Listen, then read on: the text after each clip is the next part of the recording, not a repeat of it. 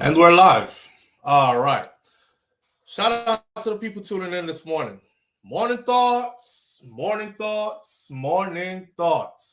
Shout out to the people going out to work this morning. Shout out to the people coming in from work this morning. Extra special big up shout out to the people who work multiple jobs. I have the utmost respect for you.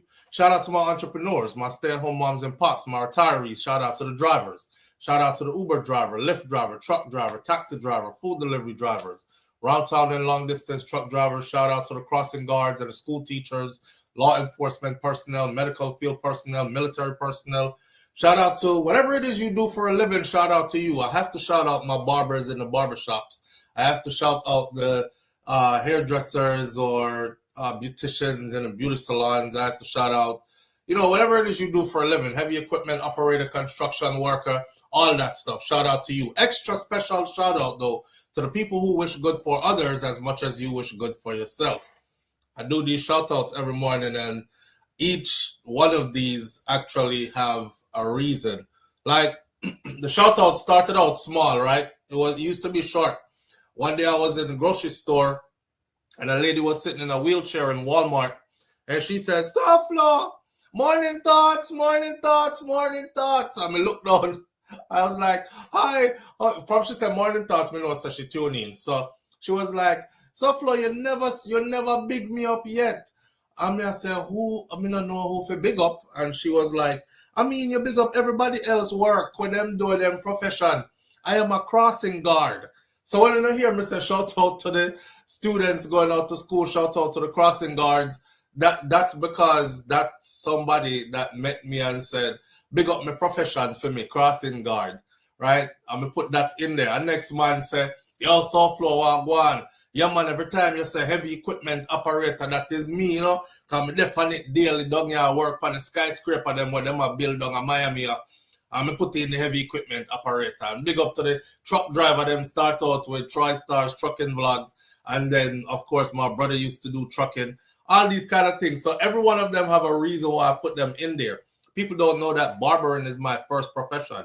That is my skill set, barbering. So I have to big up the barber them in the barber shop. Shout out to Vernon is here, Union between Bedford and Franklin Ave.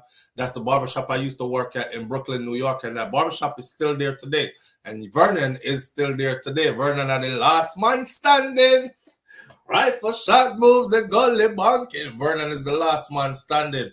Back in them days, they used to have barbershops, multiple barbershops on blocks and corners and all that. New York did hot them time there. But it was a joy, man, to be there. And yeah, that's my foundation for barbering. So shout out to Vernon, my mentor. Big him up. And if you're in Brooklyn, New York, go stop by. Vernon is here. Union between Bedford and Franklin Ave, and check out Vernon is here, and you'll see. All right. So shout out to everybody tuning in this morning. Let me start from the top of the chat and big up a couple people, and then we get into our topics. Yeah. All right. Miss Golly Robinson, thank you for being here and being the first one in this morning. I appreciate you greatly. Audrey Wright, Audrey's in the building, says, "Morning, fam and present teacher." Audrey, big up yourself. Let's Bond TV is in the building. All right, 5 up, big up yourself. Thank you for being here. Anthony Vaz, thank you for being here. I appreciate you greatly. Big up yourself. She says this every morning, and I appreciate it greatly. So I'm going to put it on the screen because I forget to say it every morning. All right, so every morning I'll just say, "Please remember to hit the thumbs up button as you enter the live." That's for the good people them who genuinely forgot to hit the thumbs up button. A lot of you watching from the outside won't hit the thumbs up button because some of them mad at me, Some of them bex with me, them say, "SouFLo, we there from day one and never have to go in a no chat room. I know you have chat room, you can't invite me in the chat room more often or you can't give me the chat room. So I now hit no thumbs up button. But me still a tune in because I like the content. So they mad for real. So they not hitting the thumbs up button. But big up to the one them who hit the thumbs up button same way still. All right. Miss Goldy Robinson, I big you up already. There are some names here in black that I'm sure they left already. Nans Allure. Nans, thank you for being here. I appreciate you greatly. Black Eagle is in the building with us this morning. Travelor, big up yourself. Thank you for being here this morning. Dorothy T is in the building with us this morning. Rosalind Smichael is in the building with us this morning. Carissa Smith is in the building with us this morning. Thank you, Carissa, for being here. Donna Davis is in the building with us this morning.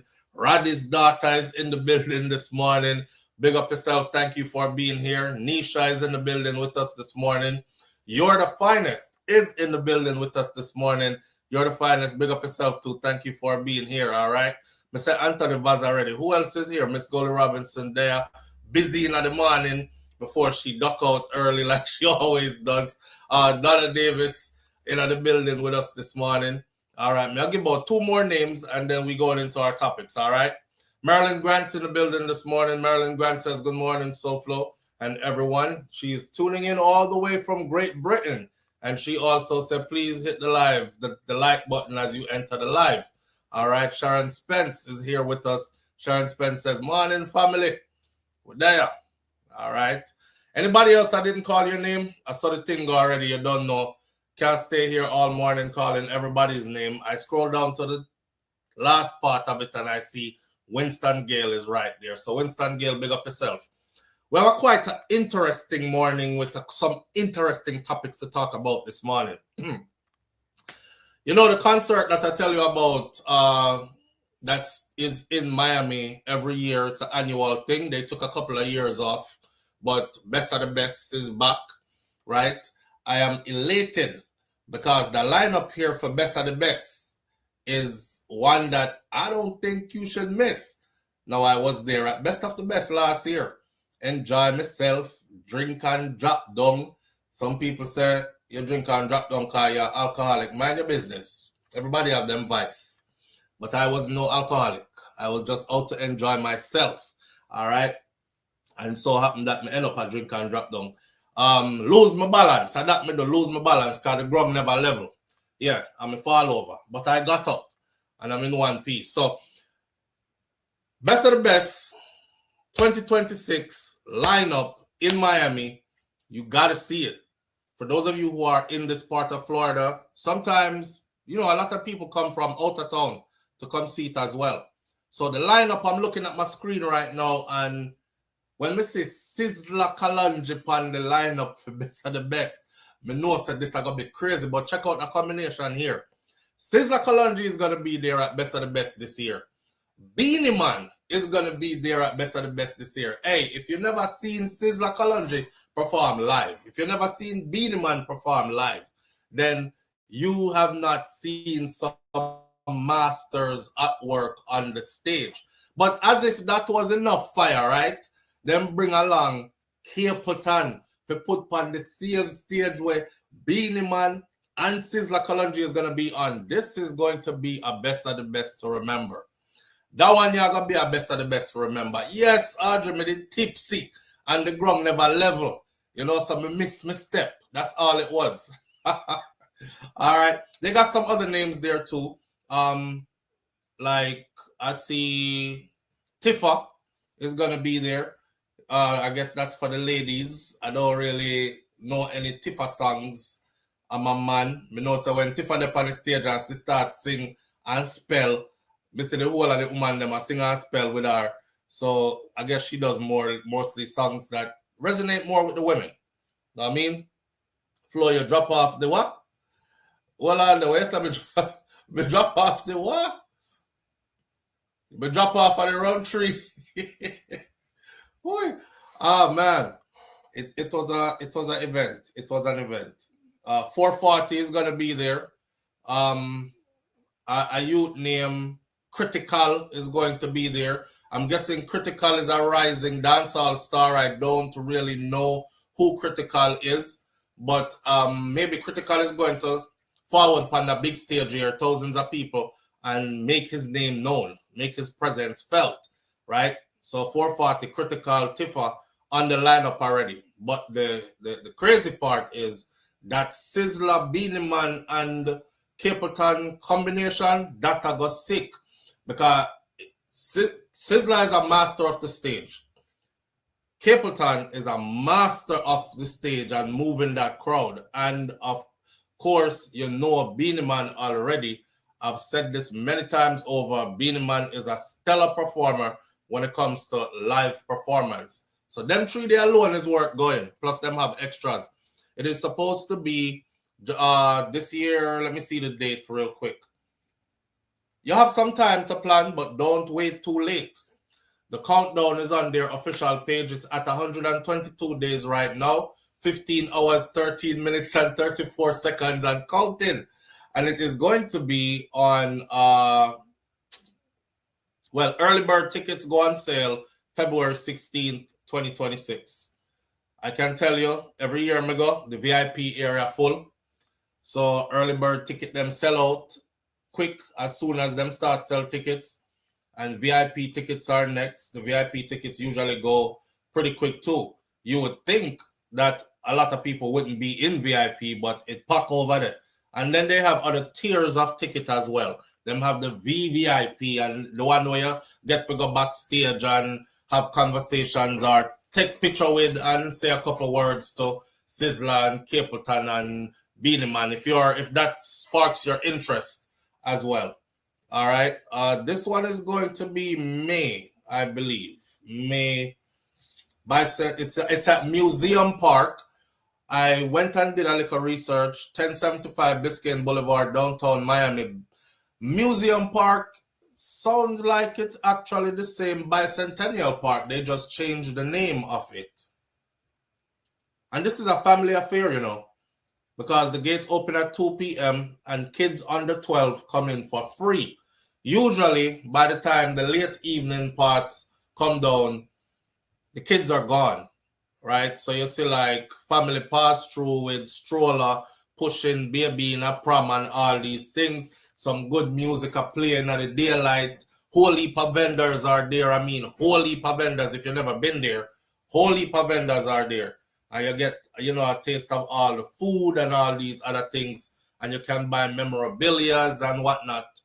And then them early bird people there with the children, them check out. And then a big people time later in the evening. Sunday, May 24th is this one. So, I'm telling y'all right now, more than likely, I'm not missing it this year. So, if you come out and you see me there, just heal me up and I will definitely heal you back. Or who knows, we might end up in the same section and you get to see SouFLo outside of this medium right here. Having a couple of drinks and what happens at best of the best stays at best of the best. Yeah? No. Nobody got chatty. See? All right. What we working with this morning? Let me see. These are your topics. You choose where I start, and I start there and I go. All right. Jamaica qualifies for 3 bobsled spots at the 2026 Winter Olympics. We are the things. Kiprich and Kizidon are seeking help for their premature baby. Boy, I can't tell you how the people in the media are not too friendly. Them a beat Kizzy and Kiprich bad, Them a beat them bad, boy. And I wanted to talk about that, the bad beating where them a get too. So they're reaching out and asking for help, monetary help, donation to help with the baby.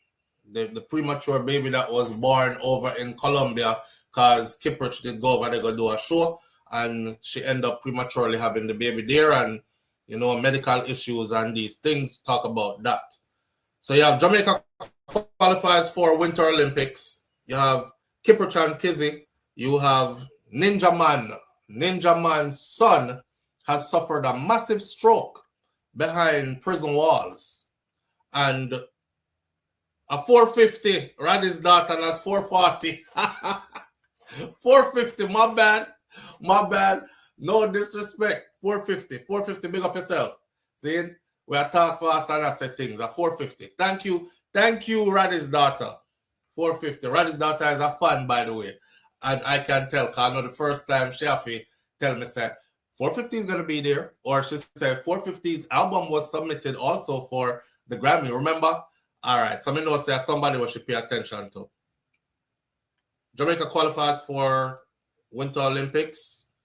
Kiprich, Kizidon asking for help.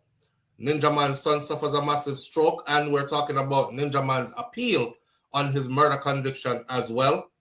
A sad case here of don't want to use the word, the S word, when somebody take themselves off of the face of the earth. We have a situation like that just happened, apparently just happened in Jamaica, where the wife was about to leave. She was supposed to fly out the next day, and the day before she took flight to leave the island. One of these murder, that S word there, something it looked like happened. That, and then of course we're going to talk about the closing argument in the Noel Maitland case, because his attorney sure did lay out his closing argument yesterday. All right, so we're going to get into all that. You choose, I shoot. The time starts now. You have 60 seconds. Go. All right. I say Miami, I say Ninja Man, I say Ninja Man, son. Ninja Man, son. I have two. I have a Ninja Man and Ninja Man, son. We don't know what BBTHE mean, you know. Maitland. We have two Ninja Man, son, one Maitland. We have three Maitland. Shout out to Mervyn Point, Jamaica, Kerr. All right, three Maitland, two Ninja Man, son. Four Maitland, two Ninja Man, son. Five Maitland, four Maitland, three Ninja Man, son.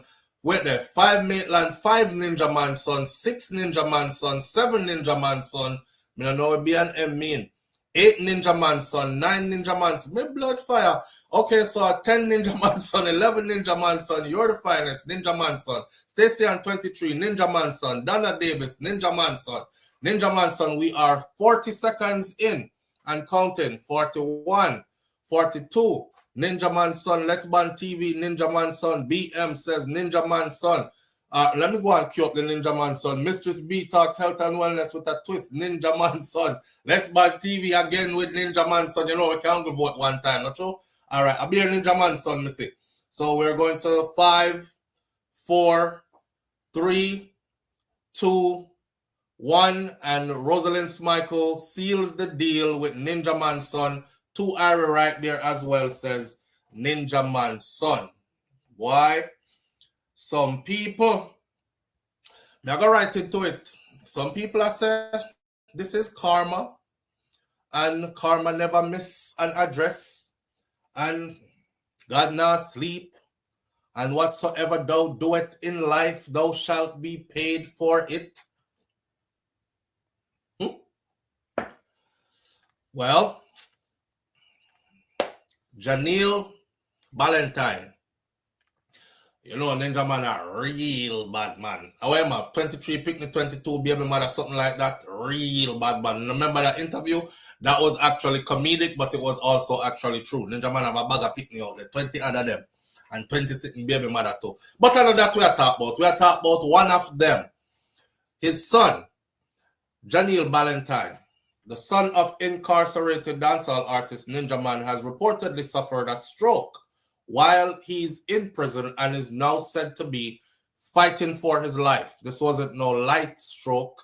You know, work in the field of occupational therapy. I am well studied in stroke because I deal with the rehabilitation of individuals who have gone through stroke, whether it's a mild stroke or a massive stroke, right? Different levels of stroke. Sometimes people get a stroke and you see them and through like a rehab, them don't look like they ever had a stroke. And them I tell you, say, you know, me have a stroke 2 years ago, you know, you can't tell.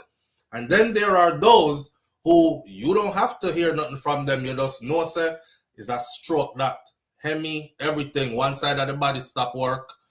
By the way, I feel the need to teach something. Do y'all know that when somebody has a stroke, right, it is your brain that will now forget one side of your body actually exists.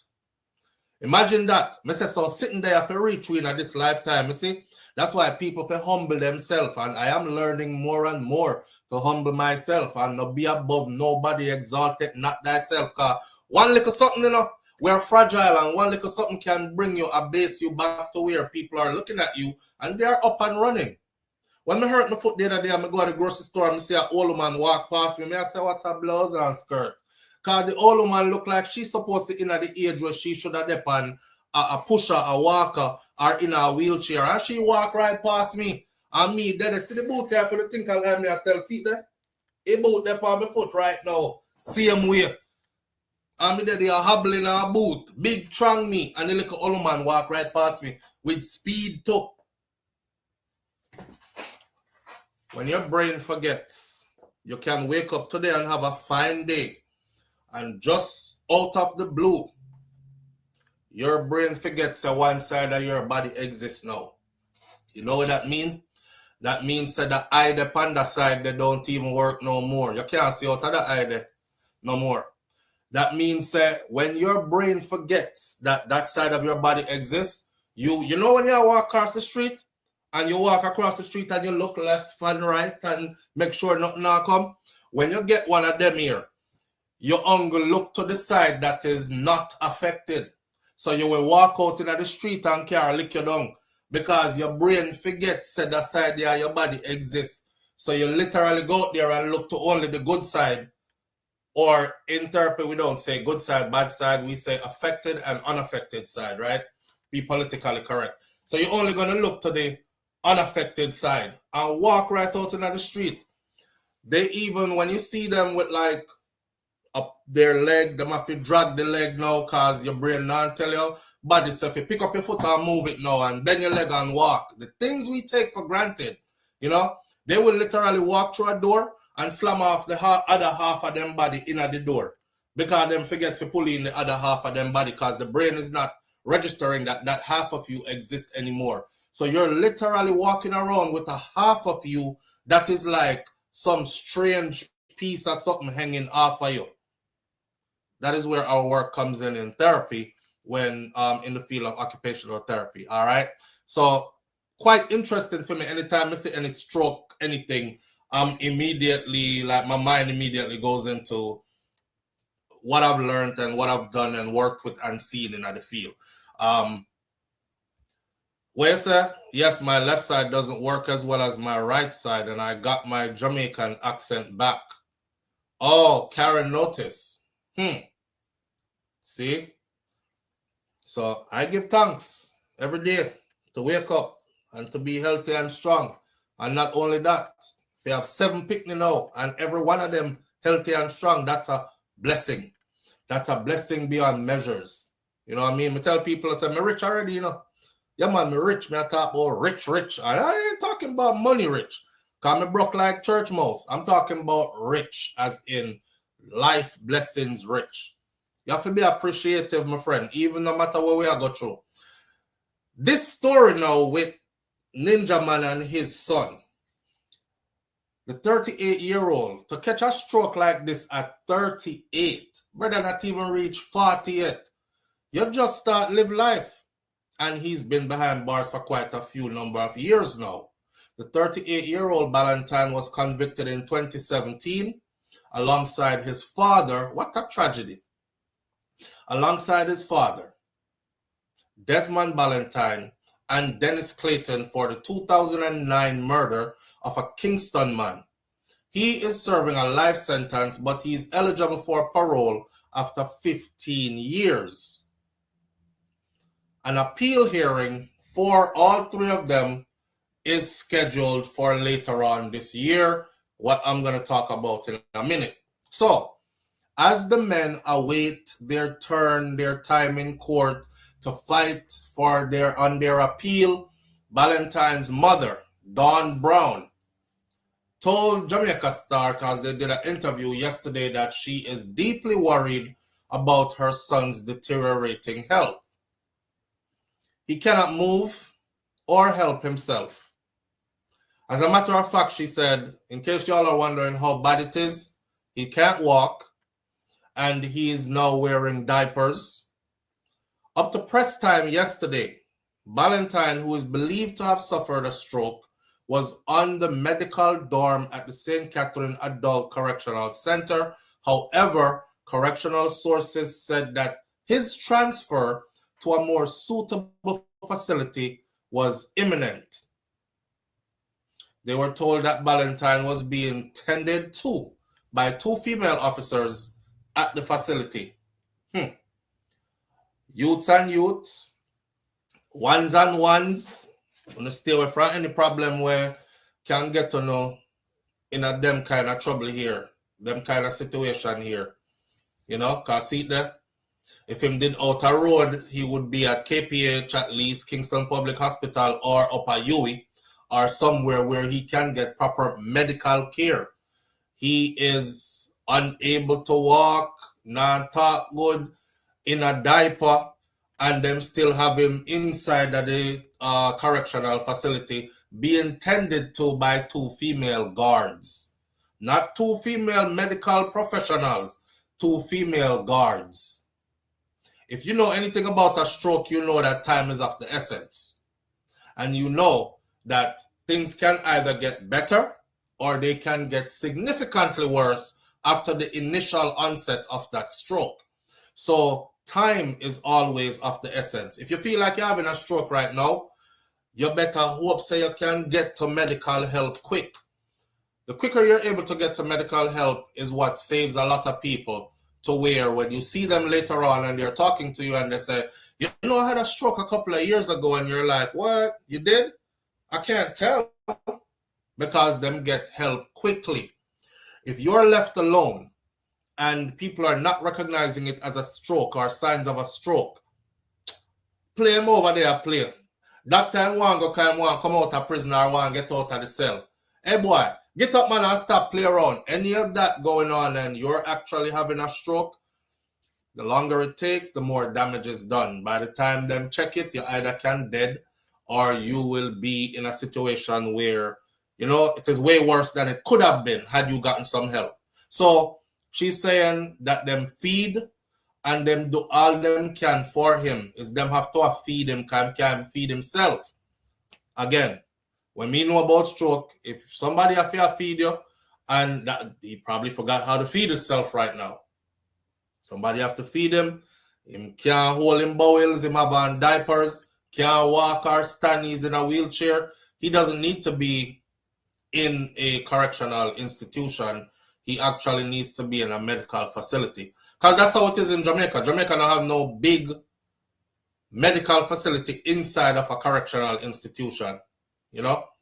Not like here in the US. They have a whole big doctor, nurse, everybody come in, come deal with the prisoner them on a daily basis too. So the mother said, is them have to be feeding him and doing all they can for him. His mother, meanwhile, expressed grave concerns about his health, stating that he needs proper medical care. When I saw him earlier this week, I didn't like how him look. I just don't like how he's in pain and he's just helpless and him just look weak out. He needs proper medical care, which is not available at that particular prison. I know some people are going to be very hard-hearted right now and say stuff like, well, you shouldn't go to prison. And you're lucky so you're still alive because the man will not kill him, not him dead, him under the ground. You know how people do already. I'm not going to play God. And I'm not going to play God, but I'm also not going to stand in the way of anybody's karma. So, but I do know that having him behind bars in that condition, he's no threat to anybody at this point. And he's now more a liability than anything else. Yeah. Kind of like how, you know, different strokes for different folks. Just like how Messi Masado, thief where when named the money, thief for Mavado money, and you know she went to court and poop up herself, and her attorney said, well, Your Honor, you see, my client is severely ill right now. I mean, to the point where she cannot even hold her waist in. You know, she's constantly just going. And we haven't gotten to what is wrong with her yet. You know, she needs around the clock medical care at this point. So if you're going to lock her up, you're going to have medical people there. Because see that, and as he said that in the court, the woman, Let it go. Shut up herself. That's why I started calling her Messy Masado. Because she do it up herself in the courtroom. And based on her doing that, unable to control her bowels, they decided she couldn't go to jail.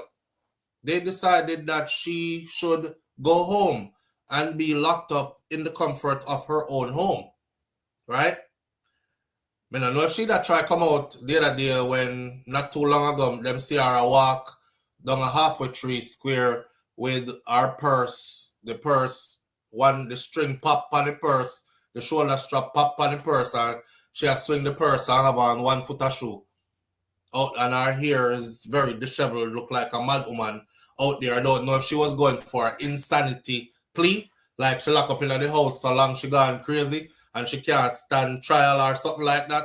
I don't know, but the first one worked for her, so I think it should work for Ninja Man's son as well. Only problem is, his is not faking.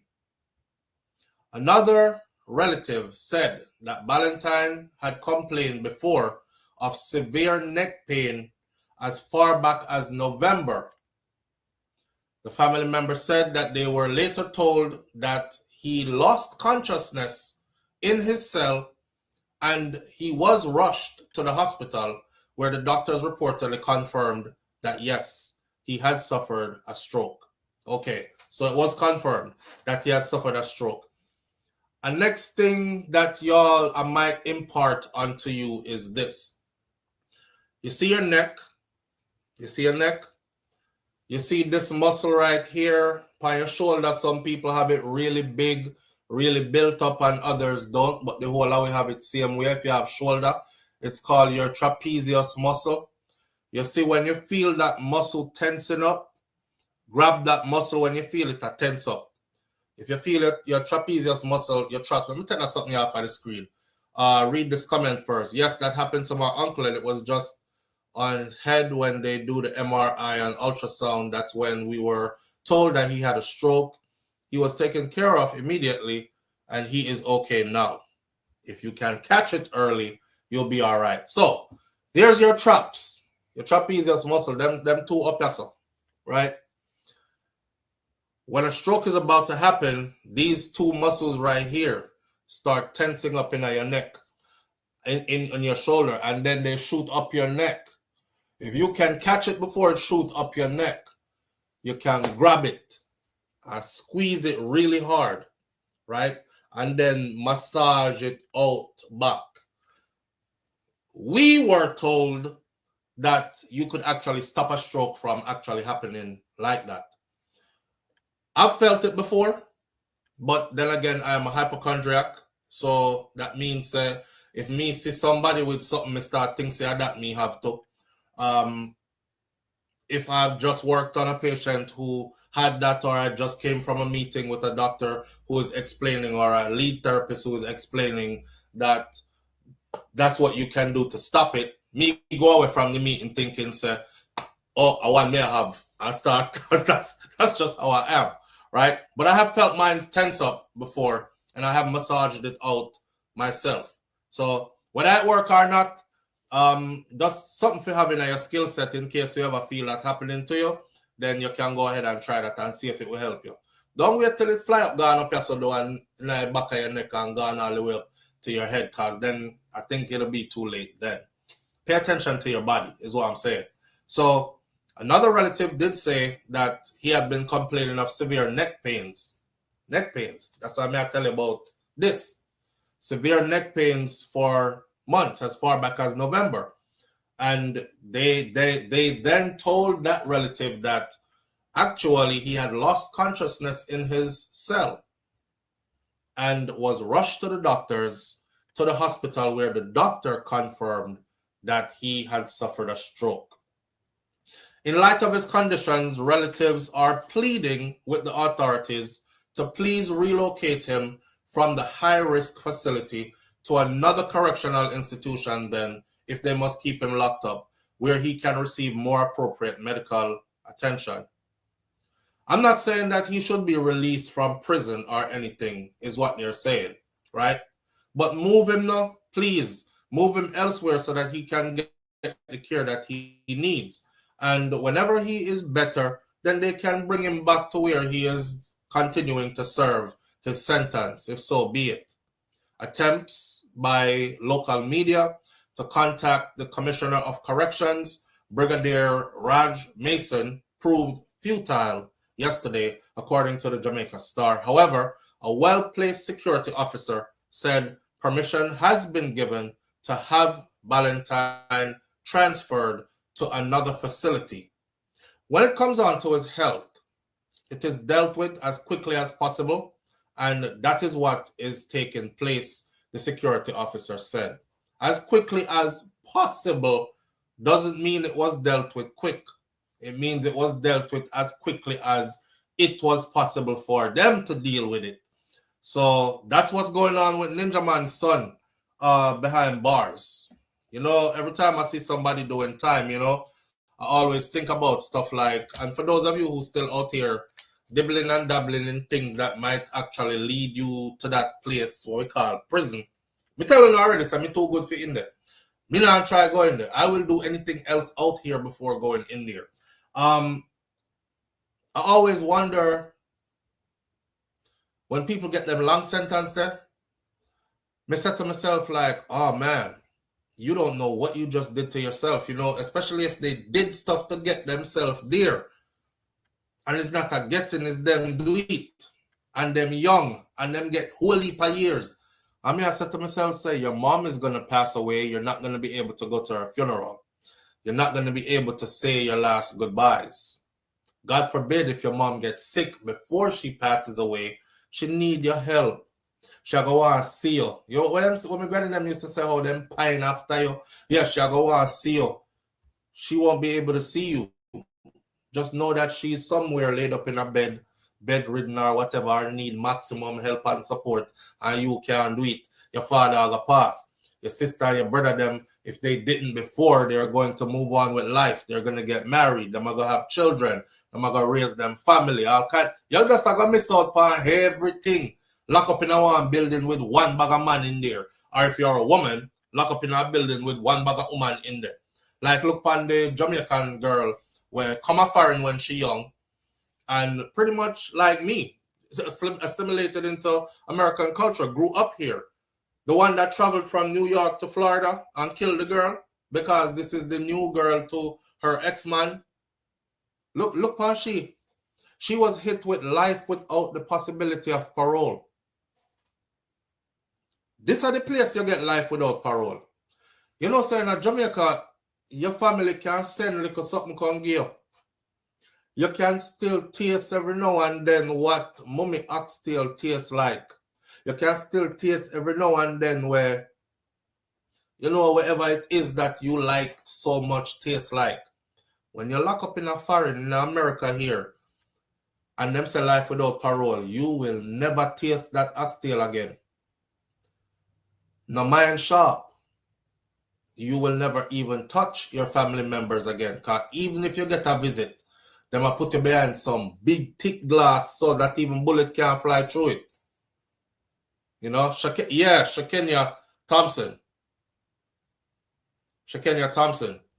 You're absolutely right, Donna Davis. They need to take him to a professional place. And according to the Commissioner of Corrections, Brigadier Raj Mason, he said that yesterday, he said that they have made, well, he was not able to be reached, but according to the news media says that well-placed security from there says they're planning on moving him.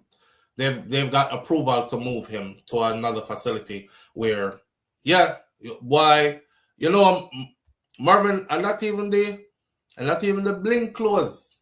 But in a Jamaica, them get all bling clothes too, so I see why you would say that. I see why you would say that. I'm happy to be near my mom to be able to take care of her towards her end, says Karen Notice. Them kind of something there, you're going to miss out on it. You're going to miss out on it. Me not make nobody trick me out of my freedom, friend. I've said it before and I'll say it again. That's why I see people on the road, you know, and them talk, what's up, come on, this, that, and that. Me just walk the next way. I don't care. You can say anything you want to say. You can't trick me off of the streets and trick me out of my freedom. Because I'm already thinking 10 steps ahead. I mean, already see prison. I mean, already see one bag of man in there. I know that's not where I want to be. The situation with Ninja Man. Because we're going to talk about Ninja Man case, you know. And we're going to talk about the appeal and all these things. I don't know if Ninja Man was joking one time when he said that. But I was watching a particular video where Ninja Man said something about when I talk about Mall Road. And him say, me, I did done for Mall Road. As soon as Ninja Man said that, I said, yup. Admitting to be a don of an area, especially a volatile area, and you are a prominent entertainer, doesn't go good. Whether you say it because you did a joke or not, and you repeated it in the same video again with seriousness, I say, oh shit, Ninja shouldn't have said that, you know. Even if he was, shouldn't have said that. Shortly after that, you know, me see trouble and problem, and then everything else that happened. So Ninja Man went to prison with his son. Imagine you are catch life sentence and your son a catch life sentence right beside daddy. It's not even like you can say, you know, me a big man, me live my life already, my son, my offspring can be out here, you know. Daniel, make sure you take care of the family, my youth, and these kind of things, you know, come visit me when you can. I did what I had to do, blah, blah, blah. No, you and your offspring in there. You and your offspring in there. Ninja Man case.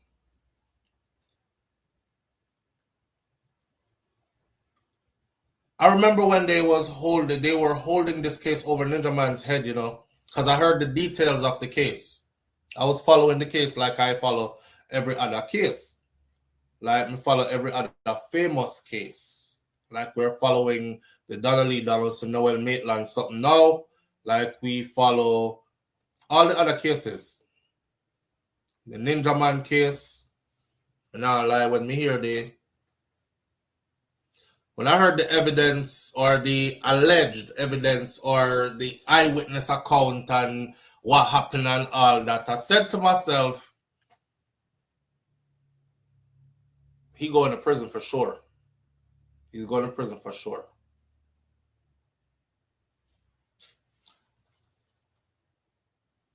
But they were dangling that over Ninja Man's head. It was like, remember the case what we have against you, you know, I remember I said evidence strong enough. So we want you to go over here so I'm going to perform for the police officer them, and then we want you to go over here so I'm perform for this. And they had Ninja Man running back and forth and doing this and doing that like he wasn't his own man. And Ninja wake up one day and say, he put it on, remember when Ninja Man used to go on Instagram? And he used to say, send out the hearts, send out the hearts. And people would have jump on them, one whole heap of hearts used to fill up the screen before him start talk. Ninja Man is very beloved in our culture. Don't get it twisted, right? Especially when him reach the part where him say, because we've seen him over the decades change. And you know, him reach a part where him was like him my brother Valentine now, churchman now, God him thing now, all these things. Something did not go on behind the scenes where they were using him and hanging that over his head. If you don't do it, we just bring up your case and you're gone to prison. Ninja get up one day and say, you know what? I'm tired of this. And he posted the message. He said, I'm tired of this. Something about I'm tired of being the donkey following the carrot. Or them a dangle the carrot and the donkey will follow the carrot. And when I saw the message, when I woke up the morning and I saw it, right? I said, Ninja Man about to go to prison. I didn't know they were going to pull up his case. I said, Ninja Man about to go to prison, you know? Because something when him did that do, when tired of do, or whoever was controlling a narrative and had him living like, come here, do this, do that, he's bucking that system. I don't know who. I started looking into who does he have a contract with? Who is he signed to? Who him have around him? I mean, you don't know all of the people in business, right? But when I saw it, I thought, that's very cryptic. Tired of being the donkey where I follow the carrot. Anything them want to do, them can do it after this. I said, yeah, so him stop spinning the propeller, Mervyn. Him stop spinning the propeller. Where say let's one? Well, that is just one of 22, so a few still out here. And where say let's one TV? True, one of 22 I'm picking them, so a few of them still out here. Let's one TV say I remember him speaking out saying that he's tired of them dangling it over his head when he said y'all can do whatever you want to do. All right, so we're up on the same page. I wasn't imagining stuff because you know time passed and things gone. All right, him stop spinning propeller. So said, so done. Ninja Man has been sentenced to life in prison. I remember it. I was like, oh damn. So that they dangle over the head with the horse, the donkey and the carrot. Him tired of play donkey and carrot. Him and the donkey I follow the carrot, them I dangle it over his head. It was his case he was talking about.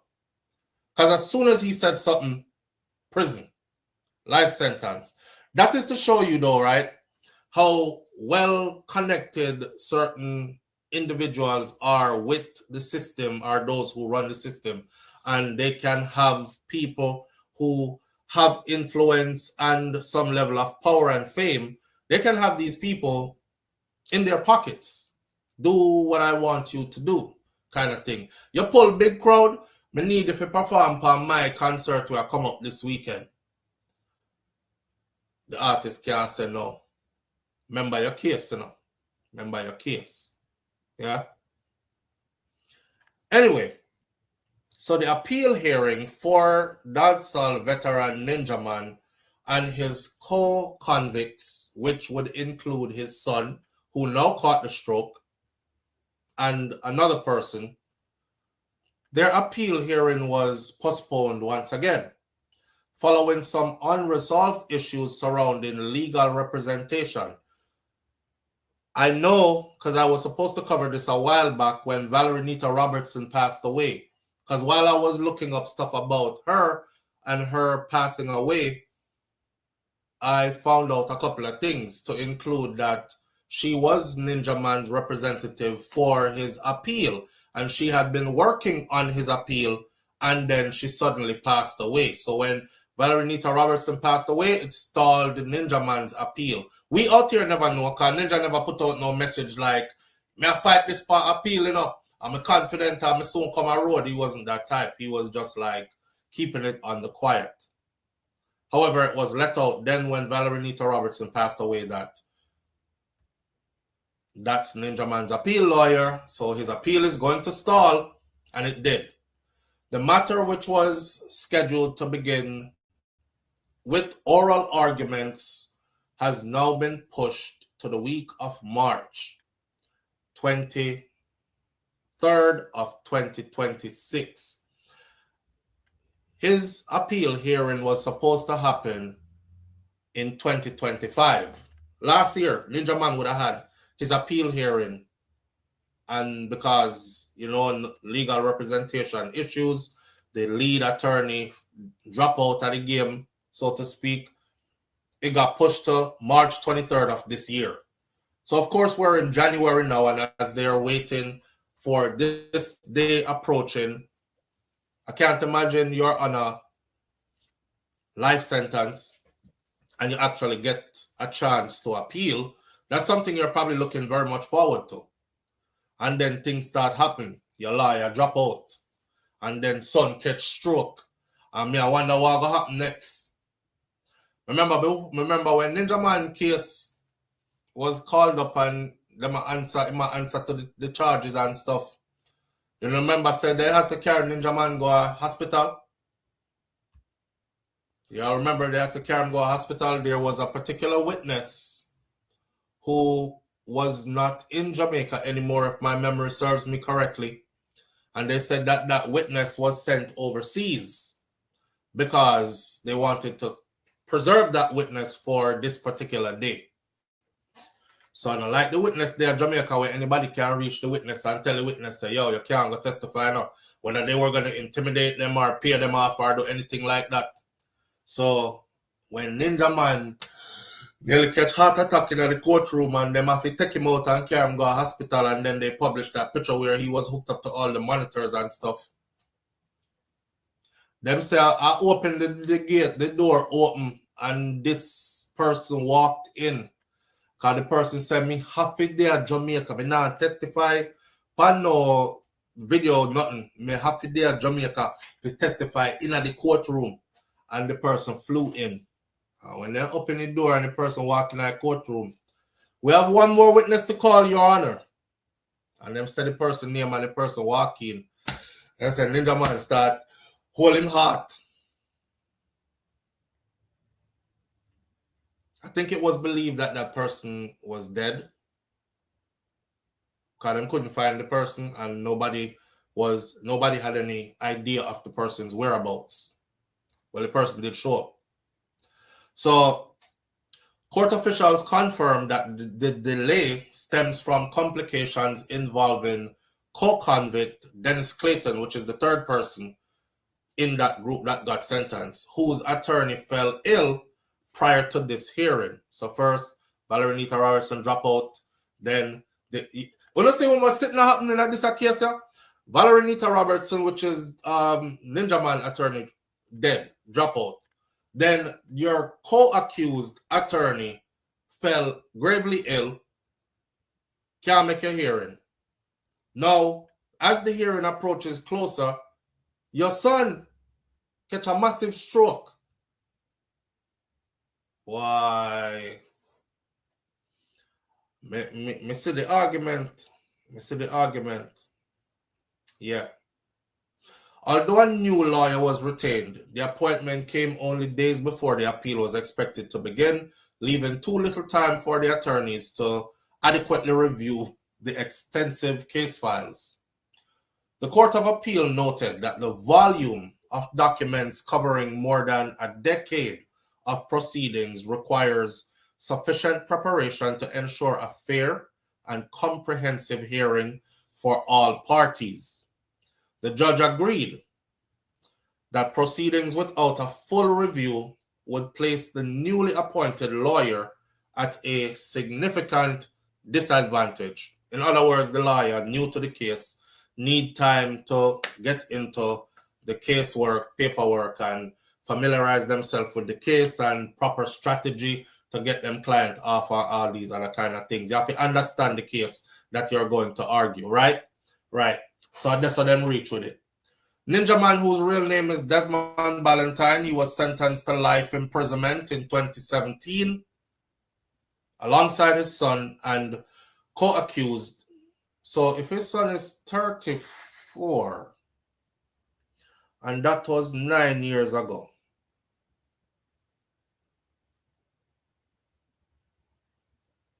So the youth did young.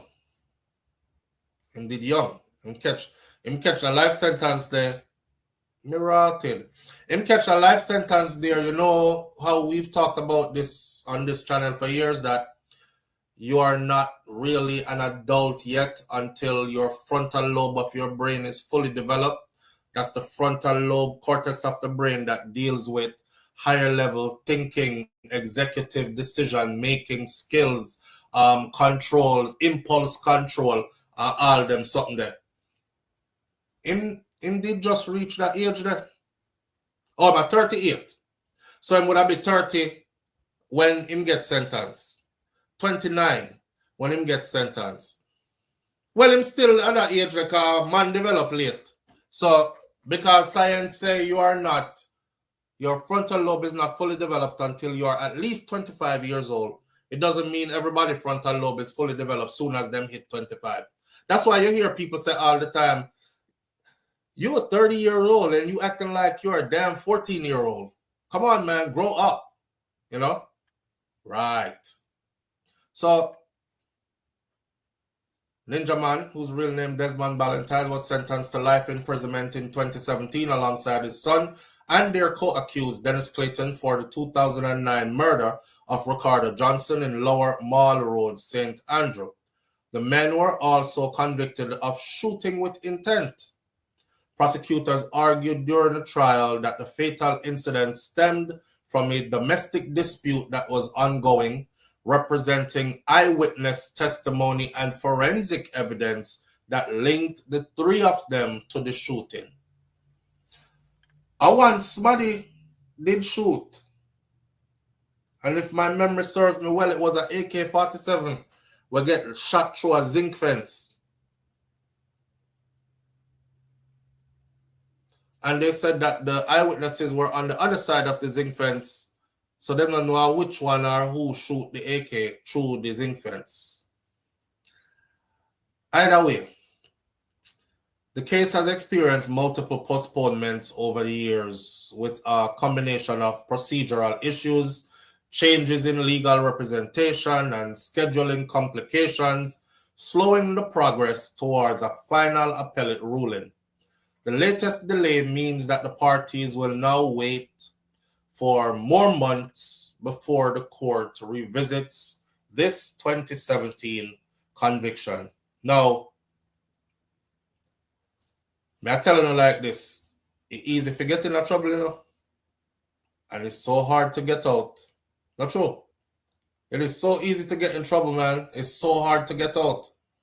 So, though the hearing has been delayed, Ninja Man remains one of dancehall's most influential and controversial voices, shaped by a catalog of hits and a reputation that was built on powerful performances and lyrical prowess. Ninja Man first broke through in the late 1980s with a self-produced single titled Protection, a duet with Courtney Melody, which helped to establish him as a rising voice in the Jamaica music scene. Over the years, he became synonymous with the badman era of dancehall. Original gold teeth, front teeth, Dan Gaga, them kind of thing, the gun pan teeth, brush teeth, mouth full of gum, all kind of sitting. Over the years, he became synonymous with the badman era of dancehall due to street savvy and hard-hitting tracks like Murder Them, Permit to Bury, Border Clash, and My Weapon. These songs helped to solidify his image as a fearsome DJ, capable of commanding sound clash stages with razor-sharp delivery and theatrical presence. It also was bolstering his image in these streets. I don't know if you heard Ninja Man tell a story about when him get him opportunity and him go a foreign. And he must say, wow, music make me reach us so. All the way a foreign. And New York me there. Y'all heard that story? You heard him tell a story there? About when him go rob the people them coke. Cause them have him in New York at the show. And yeah, him make money and his show money. But badness did in him. And him don't know him just like troublesome and mischievous and sitting a rich man try to get rich. So he must say, boy, the show money good, but the coke money better. And he went to go rob people's cocaine and got caught. And he told a story about how the Colombian them did have him in a one basement in New York and strip him down. And a murder them did go murder him in there. And one bag of, you heard it right, Nisha? And him say one bag of, like the man say, him have to dive and roll and duck and do all kind of sitting to come out of there. And him run with no clothes on and all kind of sitting. Big entertainer like Ninja Man. They are foreign and them something them did not keep up. Ninja is one of the realest people out there. I remember, we laugh when him say certain things. And them say, cokehead boy, Ninja Man, and Ninja Man replied and said, well, if me never test it, me couldn't tell you about it. Right? So I want to teach about coke from a first person's perspective. They can't tell us, say, get your high on them sitting there, and it's not good for you if me don't know if you're facts. So we did try it. And I was laughing. I joking, did I make still? But it worked out to be exactly that. I mean, who can tell you better about the effects of cocaine than somebody who actually did dip on it for a while? Everybody knows that Ninja Man did dip on drugs for a while. He didn't hide it. But here we are now. For now, the entertainer and his co-convicts, they all remain in custody as their attorneys prepare for what is expected to be a detailed and closely watched appeal that starts March of this year. March 23rd coming up is when it is supposed to start, if there are no more hiccups in the way. Yeah, so that is what is going in, or what are going with Ninja Man, the dancehall icon Ninja Man. People of today might not know that Ninja Man is a column in a reggae dancehall music, but he is. People today might not know that the greats of today look up to Ninja Man, and they do, and they mention it all the time. Even Vibes Cartel put it in our song. One song where him say, from me little bit me tell myself say, me want famous like Ninja Man. Something about him want big like Buju Banton. So every day me build 17 song. Me not lie, the journey did long. And remember that song from, but see, all them talk about it. This Ninja Man was dubbed as the first DJ that make dancehall artists them know. Say, dub plate, you can survive off of dub plate money. And I heard one of them say that back in them days, sound systems and music executives would fly into Jamaica. Back then, everybody who was somebody used to carry a briefcase or attaché case. And I remember a man came to visit Ninja Man, and him they want a couple dubs off of Ninja Man. Them time the Ninja Man dubbed them a kill sound, you know. And he said the man had a handcuff on him hand attached to the briefcase. Or when I say briefcase, because we are Jamaican and we know nothing with brief, so the maga said, you know, attaché case then. And when him put it down and open it, they said there was nothing in it but cash, American dollars. One whole briefcase, and the first person them ever see get paid so much for customized dub plate. And that opened the gate to where other dancehall artists them realize them can make money off of them dub plate alone. Now if it always a sell records are running here and there and all that. So Ninja Man are one of the people them that very much a cornerstone of dancehall. I'll tell you something else about Ninja Man too. I'm trying to find a name for who out there I think can stand up on a stage with a Ninja Man and go toe to toe lyrically. Cause Ninja Man build lyrics per spot, you know. Me watch a man there one day do a clash. Then you could tell Ninja never write that song. You could tell it never rehearse. I look around the place and build the song as he was going along. And then when it was his turn to go, our whole brand new song you get. Build song, build lyrics on spot. That's a skill that he has. I don't know if it's true. Them say can't read or write too good. Me don't know if it's true, so me not gonna say it's true. But if at that time skill, then that's a part of his blessing then. Because not everybody can do. That's super complicated to do, right? And to go toe to toe with the greats while doing it. So yeah. But above all that and his accolades and all that, he did get found guilty of murder. It was said that he murdered somebody, and according to the law, it was proven in court through forensic and eyewitness that he was a part of who murdered the individual. So, you know, may I stay out of the way. I'm not going to say yay or nay in the Ninja Man case. Just wish them all the best, and may karma do its thing, and how this supposed to work out, it work out. That's all I can say about it. But that was our update for Ninja Man though.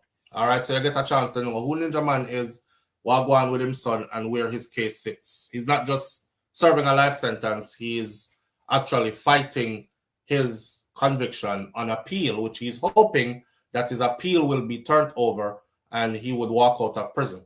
His son, I don't know if Ninja get the same sentence, but his son, we could look it up quickly, but his son was only supposed, like, he was eligible for parole after 15 years, and he was already in for 8 going on 9. 2017 to 2025, or what that? 9 years, right? Yeah, so I never have much left anywhere before him would have been eligible for parole. So if you say a stroke take him out, with another 5-6 years, he would have been eligible for parole and probably released. Don't know if it's say. Don't know if it's say. Good morning, Lulu Ridges. Thank you for tuning in. Winston Gale said, indeed. All right. Julia Copeland says his student is Mad Cobra. Mad Cobra, bad piece of DJ. What's happening with Mad Cobra case though? You remember Mad Cobra case? You know, let me write this down. Come here, go look it up. Mad Cobra case. I don't like talk about stuff I don't have some info on in front of me. Mad Cobra, we're gonna call it the Mad Cobra coke case. Because Mad Cobra did drive one vehicle go away and apparently the vehicle had X amount of coke in the vehicle and then pull him over. I don't know if him just tell the police, listen, I know my vehicle and the man down there's a vehicle. Me borrow the vehicle if you go to the corner store. So me I go pick up a 6-pack of red stripe and pull me over, find cocaine in my vehicle. Please go talk to him in the round there. So I don't know how this goes. I need to know the details of Mad Cobra case. If anybody in here know the details, share them. But I will be back with those details. All right. No Kippo. What does Mistress B mean by no Kippo? So we're going to wish Ninja Man all the best. Because that's all we can do from here. God go with him because we can't go. Matter of fact, which part him, them, me no want go. And we're going to left it right there, so. The next one we're going to talk about, just breeze over this quickly, is Jamaica Bobsled team, right? We're going to throw in the not so exciting ones with the exciting ones. Use this as a breakup and then get into the next one. The Jamaica Bobsled team, we are doing things. Jamaica, we don't have snow. We don't even have ice rink. And here we are qualifying for Winter Olympics. Not just one, but qualified for Winter Olympics in 3 different categories. Bad enough. So with an overarching plan to be on the podium finish by 2034 at the Winter Olympics Games, Chris Stokes, who is the president of the Jamaica Bobsleigh and Skeleton Federation, said qualifications to the 2026 Milano Cortina, that is in Italy, the Olympics, the Winter Olympics will be held. The Games. This was years in the making, he said. Jamaica has qualified for the women mono bob. Mono bob means a one person I go run and jump in our bobsled and whoosh, whoosh, whoosh down the something. One. So we qualified for that. And then we qualified for the 2-man's bobsled team. And then we qualified for the 4-man's bobsleigh races at the upcoming Winter Games.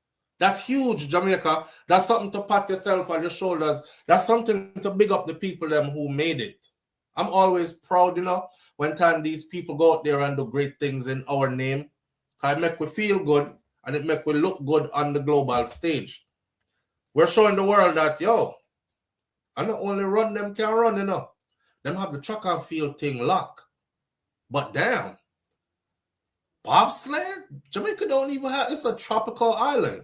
How they in this and qualifying in 3 different categories? Jamaica has qualified for the women's mono, the 2-man bobsleigh, and the 4-man team bobsleigh. Mika Kaur has qualified for the mono bob. So big up to Mika Moore for that. Mika Moore. Big up to her for that. And pilot Shane Pitter and his crew of Joel Ferron, Nimroy Turgot, and Junior Harris, they qualified for the 2-man bobsleigh. Pitter, who is leader for the 2-man bobsleigh, is also the pilot for the 4-man bobsleigh team, along with Taekwondo Tracy, Andre Dacres, Harris, and Ferron again. Stokes said that their qualifications to the games were not by chance, but this is a result of careful planning over the years by the JBSF. He explained that for the last 3 years, they have been hard at work to create a national program that would see Jamaica become a powerhouse in this area. In January of 2023, we started a program to get a team on the podium by 2034 Olympics in Park City, Utah. That was the goal of the program, he said. We had recruited very young athletes, brand new athletes, and we also made two other important moves. We retained the most successful active coach in bobsleigh in the person of Todd Hayes, who himself was a silver medalist in 2002 games in Park City, Utah. Stokes says that Hayes' pedigree, the coach, both as the athlete and coach, meant that he had the right profile to head this program for us. He explained that the coach was drawn to the challenge of reviving Jamaica's bobsleigh ambitions and felt that it would be one of the world's greatest sporting achievements. He has coached Canada, Russia, the United States of America, and he has coached athletes who have won multiple medals for Canada and for the United States of America to his resume. He's much in demand, but he's very intrigued by the possibilities or the opportunity to put Jamaica on the Olympic podium. As he described it, it will be the greatest story ever told in sports. So he's the coach. The coach is not really after money anymore per se. He's in demand for Canada and in the UK and other places, the USA. He wants to write history. He wants to see a tropical island, Jamaica, that little big giant in the Caribbean Sea. He wants to see them at top of the podium, gold medaling at the Winter Olympics. What an oxymoron. But that's what he's going for. He's going for history. Stokes added that he has committed himself to that. And he committed himself to that, a 10-year program. Their qualification to the 2026 Winter Games is seen as a major step in their plans, with Stokes saying that it might see them achieving a podium finish way before they had expected. 2034 is their target. We went into the 2025-2026 season at peace with ourselves that committing to the 10-year podium program would mean that there's a strong possibility that we would not even qualify for 2026. But what quickly became evident based on the efforts that had been put in over the last 3 to 4 years, we found ourselves very quickly being at the top of the pack in North American circuit, which is the circuit we chose to try to qualify on. Stoke continued by saying the first thing that we have done is we brought back 2034 to 2030. 2034 now seem like, that far. I think we could hit it before that. In terms of being solidly in the frame for an Olympic medal. Stoke said, which is this in mind, their focus will not particularly be on getting on the podium, but to test where they fall among the elites in the world. He explained, could you imagine the world saying, yes, some of the top bobsled, the 10 bobsled teams top of the world ranking is, you have the United States of America, you have China, you have this, that, you have Russia, you have Jamaica. Like, it doesn't even sound like we belong in Dessa, because they're talking about holy heap of snow and ice and them something there. But that's where he wants it to be, right? So he said, keep that in mind, that we're not really focused particularly on getting on the podium, even though that's a part of the goal, but they want to fall among the elites. He explained that these winter games would be used to assess the work that is needed to fall among the elites by or before 2030. How far we'll go, we don't know, because as I said, it's uncharted territory for Jamaica. That is where we are. We have taken a moment to celebrate, but again, there's so much more in the tank. So we want to continue to test our boundaries and our limits and see where the crew is now. The Winter Games are set to take place starting February 6th to the 22nd. So I normally watch the Winter Games. I'm very much into it, all the skiing and everything else that goes with it. Especially now that Jamaica is in it in 3 different categories, I am definitely going to be tuning in, and I encourage y'all to tune in too and give your support to them as well. Jamaica was special, you know. We keep on telling us how was special. Yeah, we might get some outside help, and then people will say stuff like, you know, that backhanded, underhanded compliment. Y'all ain't special because if it wasn't for the American dude, or if it wasn't for the Chinese dude, or if it wasn't for the dude from Beijing or the dude from Russia, y'all wouldn't have been able to accomplish that. We are out of many one people still. So even if you get the best coach in the world, if you pair the best coach in the world with somebody who is absolutely incapable, the best coach in the world can't make that person become that good. So obviously it still has to do with us, right? Right. And it shows the world that all we need is an opportunity and some good coaching. And then we're there. That's it. All we need is the opportunity and some good coaching, and then we're there. Some good support, some good coaching, and we're very much capable of anything. I've said this before and I'll say it again. Jamaica needs to branch out. The world already know us about track and field. Yeah, we can run. Damn, them Jamaicans, they serious. If Jamaican name is called on the track, just know it's a problem there somewhere. We're never the last one and a non-factor. We're always a factor in track and field. It's been that way for quite a long time.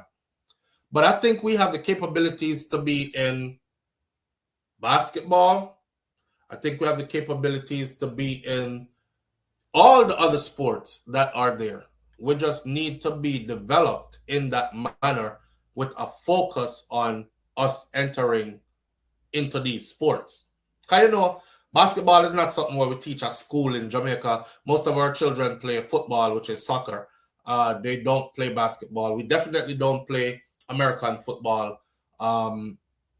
Tennis, another one. Gymnastics, another one. You know, I think some stuff that I've seen Jamaicans kids do, especially in the gymnastic stuff, just naturally raw, talented. Man run and flick back way and start do that like 1, 2, 3, 4, 5, 6, 7, 8, 9. Jump up, 2 spin before them drop or something like. Who taught you that? Nobody. We just do it. We have the capabilities. So again, big up to them for putting us up there like that. It's a proud moment. And we know that there's a lot of work to be done. And we'll be out here cheering for them and supporting them. All right, as they go on to do great things in our name. In our name. The individual has to have the talent. Absolutely. You can put the best coach in the world. If the talent is not there from the individual to develop, then nothing going to happen. Nothing going to happen. Where's that? 1, 2, R3, R1, 2, 3. Jamaica say. All right. Where's the Mistress B? Mistress B said, what did Lulu say? Lulu said, we played netball. Is that different from basketball? Yes. Netball is different from basketball. I don't think netball is in the Olympics either, or is played on a world level. It's more like a Caribbean thing, if I'm not mistaken. But on netball, we have a basketball league now coming up, led by Patrick Ewing, which is good and cool, but that's new. That's new. So yeah, we're starting somewhere. And shout out to Patrick Ewing. Big up Patrick Ewing. Patrick Ewing. I remember, boy, Patrick Ewing is one of the people that will make people like me did feel proud, say we are Jamaican. Remember me tell you how when we come foreign first, it was rough and people used to, nobody wanted to be a Jamaican back in the day. Hard to believe for a lot of you now who did just come out there that day. But for those of us who've been here for a long time, nobody never wanted to be Jamaican. Jamaica wasn't cool. And then we started popping out the woodworks, you know, and it was people like Heavy D and Super Cat in music, and then Shabba Rankin later.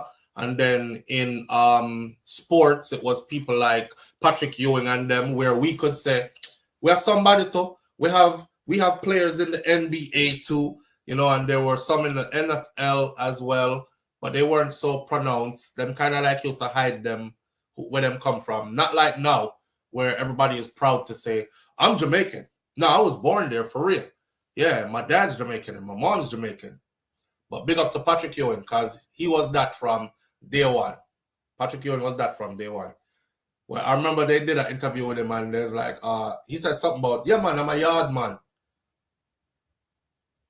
You know, after the game on primetime television, where him say, yeah, man, I'm a yard man. Jamaica is ranked second in the world, and we ranked up against Australia, UK. Netball is international. Okay, well, okay, so let me put it this way then. Netball is international. It is not in the Olympics. May I talk about like, the Olympics? You see like how you have the Winter Olympics? That's what they just qualified for, right? Are they in the Olympics? Carissa? They're not in, netball is not in the Olympics, right? The Olympics is like where the best in the world come. Because you have to make it out of your country first to be the best in your country. Then your country choose you to go represent them against the best for every other country in the world. So when you go to the Olympics, you're actually competing against the best in the world. It's not there yet, right? Right. And that's the level me I talk about.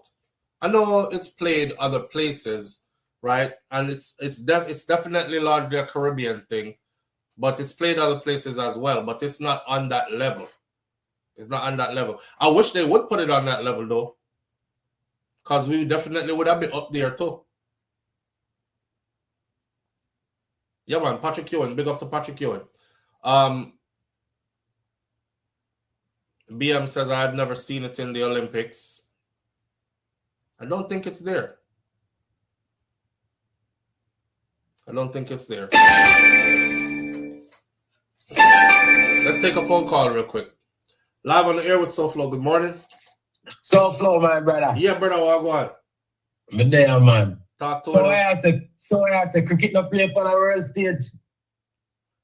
That's not the Olympic. Then you have to remind me, but cricket not in the Olympics.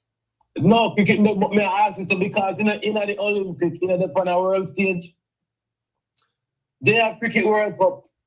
I remember what they call for the netball too, but they have something like that where Australia, New Zealand, and some other country. I just to America to play. Yeah, so most Americans for America to play one game is like they want don't play the game. Right. You see me? Right. So that on a world stage. Yeah, but America no look for netball just like how they no look for cricket. But again, in the Olympics.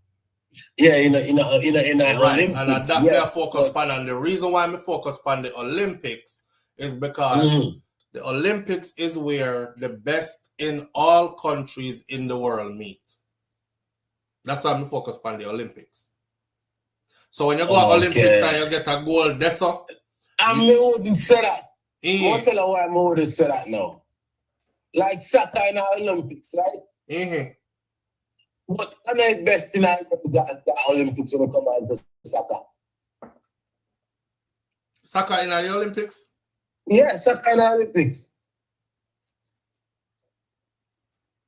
Soccer in the Olympics. But I guess I didn't know soccer in the Olympics. Yeah, man, soccer in the man. I know soccer have for them world thing, but World Cup and all that, but I know them in the Olympics. Yeah, man, in the Olympic, man. Really? Yeah, man. Look you up. Yeah, tell me something new this morning, because I never know that. Look you up. Let me see. Look you up. May I look you up real quick? I don't think soccer is in the Olympics. I just learned something new then. Oh, no, I think soccer's supposed to be in the Olympics, man. Hold on. Look you up. Is soccer in the Olympics? Yes, soccer or football is a major sport in the Summer Olympics. Both Yes? men's and women's tournaments are held, featuring national teams. All right, so I might try to tell us that in that I know it best I best go car. You don't really hear about it like that. 1900. So how well, why would it be in the Olympics and not be the best out of the best? One of the best of the qualify if you go there? As we said, I don't know how that works, but me I gotta tell us that this for what me know about soccer. I know best I best go. Hold on, let me see something. Let me see something. Wait there, 5 up. 5 up, give me a minute. Wait there. Bro, wait, hold on. Is cricket in the Olympics? Yes, cricket will be in the Olympics at the LA 2028 Summer Games. That will will feature the T20 format for both men's and women's tournaments, with 6 teams competing in each. Okay, so cricket has been added to the Olympics now. Yeah. All right, but what I said about soccer. So cricket wasn't in the Olympics before. It just got added to the Olympics, and it will be in the 2028 games. What you say about soccer now? All right, so the level of soccer who are play in the Olympics. I know the best in the world. Level of soccer they play in a like World Cup. They get more serious game in the World Cup. Not to say the Olympics never go for the Olympic team and take it serious. But you know get that grade level ball there to me. That I've seen it. You know what I mean? Yeah, man. I never know that neither. And Mr. Junior Copeland said the professionals are not allowed. It is under 23 players that are allowed. I forgot to look up that. If then why wouldn't the professional be allowed? Yeah, that wouldn't make no sense either. And as it relates to basketball, see, you know, different country, what if a country in the basketball thing, see? Right. They're professional there in America and what come from a country was in the NBA. Then go play for the respective country in the Olympics. So you would have sent your best? Yeah. Right. So me not understand that, but right. Me don't know, brother. I didn't even know that. What the person said, what Copeland said, kind of makes sense. As we say, the level game we play in the Olympics type as related to soccer. I know the best in the world. All right. And if what Copeland says facts, then that means you make perfect sense then, because that means that the season vets them are run out. And so would I know about it, not true? Because we would have seen Messi and all them in the Olympics. You would get more hype. Makes sense. You see. Makes sense. But anyway, me there, man. Bless up myself. All right, my brother. Manners and respect. Yeah. Live on the air with SouFLo. Good morning. Yeah, morning, SouFLo, morning. What going, bro?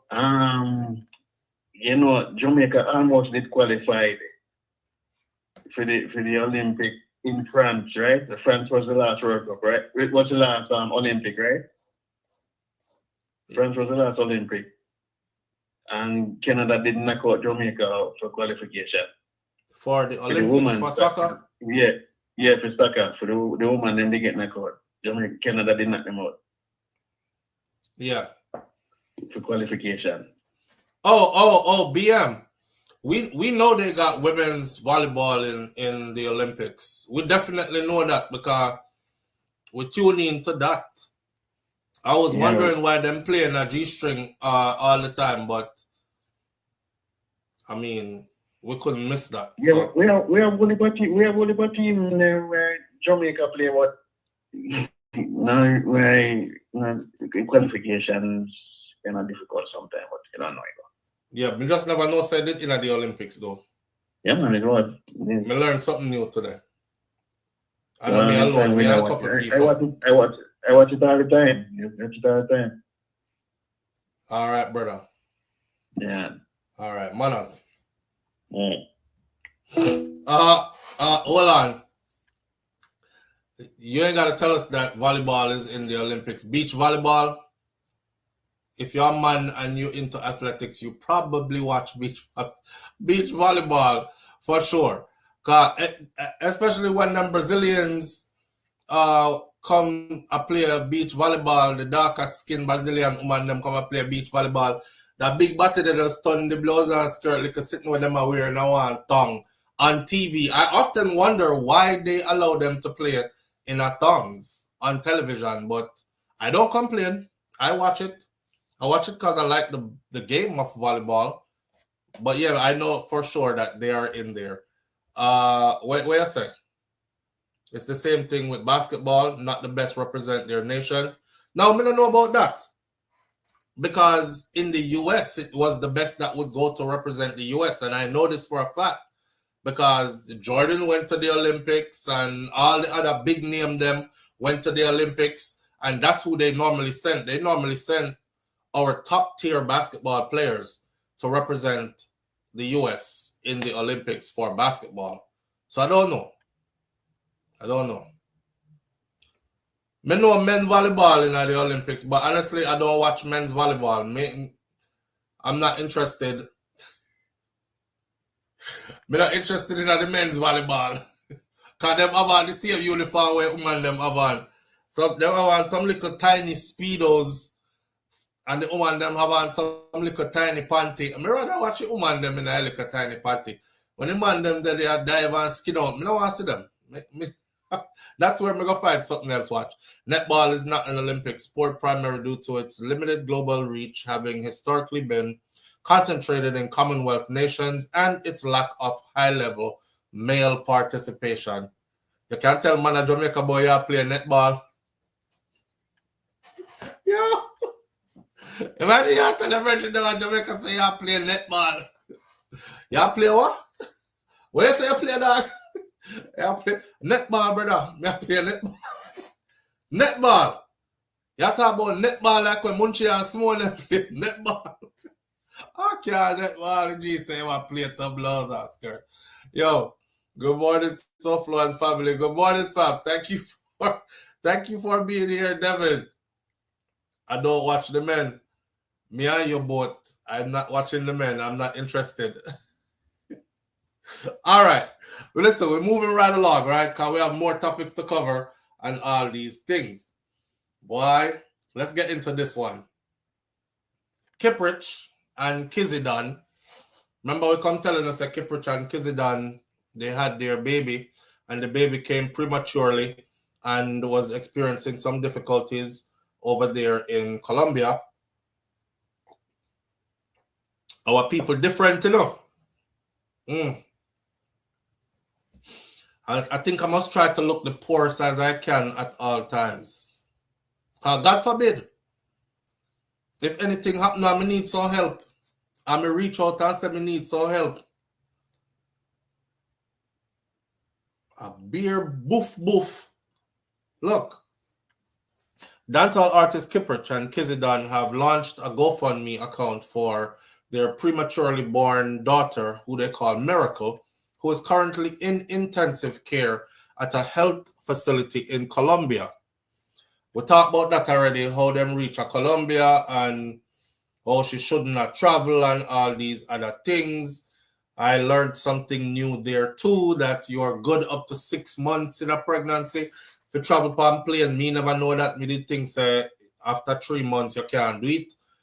Speaking in an interview, Kiprich said that they are trying to raise money, at least 250,000 US dollars. Them are try raise. That is approximately 39.1 million Jamaican dollars.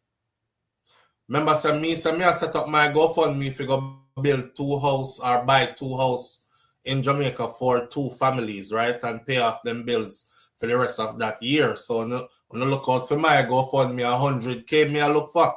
Them want 250,000 US they're trying to raise to take care of medical expenses of the infant who entered the world on January, Jaja God. Live on the air with SouFLo, good morning. Hello. Hey Flo, good morning. How are you? Morning, my brother. How you doing? I'm all right. Talk to me. Hey, Flo, when Kiprich was like, "Hey, people, this is how you treat a pregnant woman. You know, wait till them have baby or whatever. You bring them out and you carry them to places. Stop and left you them know, lock up in you make the them house. travel and take plane. And stop Is left this them a lock up one in the case house. where you say show offness bring disgrace? No, me not gonna say that. Okay. Me not gonna say that. Well, I mean, he could then go fly out in wife and then come on social media and they show people still. But when he involve a baby, there's no joke in it. Me not gonna say that because some man do breed up them woman and left her lock up in her house and you know want carry go out the door go nowhere. And you don't want to be seen with her. I think of them the man the Kiprich that talk to. You know? Yeah, have you ever seen a pregnant Chinese woman? No, them lock up in her house. But Chinese woman different. Them hear what Chinese man say. Black woman hear what black man say. She gotta tell us say she's not Chinese. Well, I'm not Chinese and you not Chinese, so you can't lock me up in a no house. Can't me go somewhere. But I think that's what he was saying. But I'm glad me not have nothing to say, but me I gotta tell you what the people them say. You call too I'm early, glad you Jerome. reach out and let us know what's going on. Because when you're a superstar or a celebrity, when you do things, people do follow. Right. So if you forward out here and say, yo, people, when you have a woman pregnant, carry her out, man. Carry her out. Yeah. But then when you know things happen and them come back and say, yo, you know that, you know, it could be traveling with the airplane or whatever, but they do have a premature baby. Right. You can weigh your options based on you look at, you know, you use sleep math. He can come back later and say that, but him never know in hindsight, but him never know said that would have happen. It's one of them things that will just happen. That's why me not go make them feel bad by saying a show off, bring this grace or them did a show off. But let me get into what the people them a say. Okay, because I hear me here with you this morning, so I don't know if I might get beat. I might get whole heap of beat, man. I soon reach this up. All right, my boss. Big up yourself. All right, manners. All right, so Kiprich said they're trying to raise 250,000 US dollars. Of course, a lot of people. I saw the comments on social media this morning. Whole heap of them. $250,000. Somebody said, watch Kizzy done. She got do body right after this. After if they make the money there, fear body she gonna get done after this.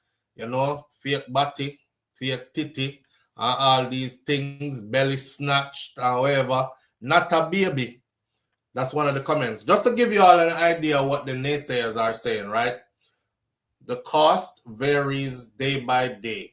As yesterday, the bill was 13 million Colombian pesos, which is approximately 3,500 US dollars, which is approximately 548,000 Jamaican dollars.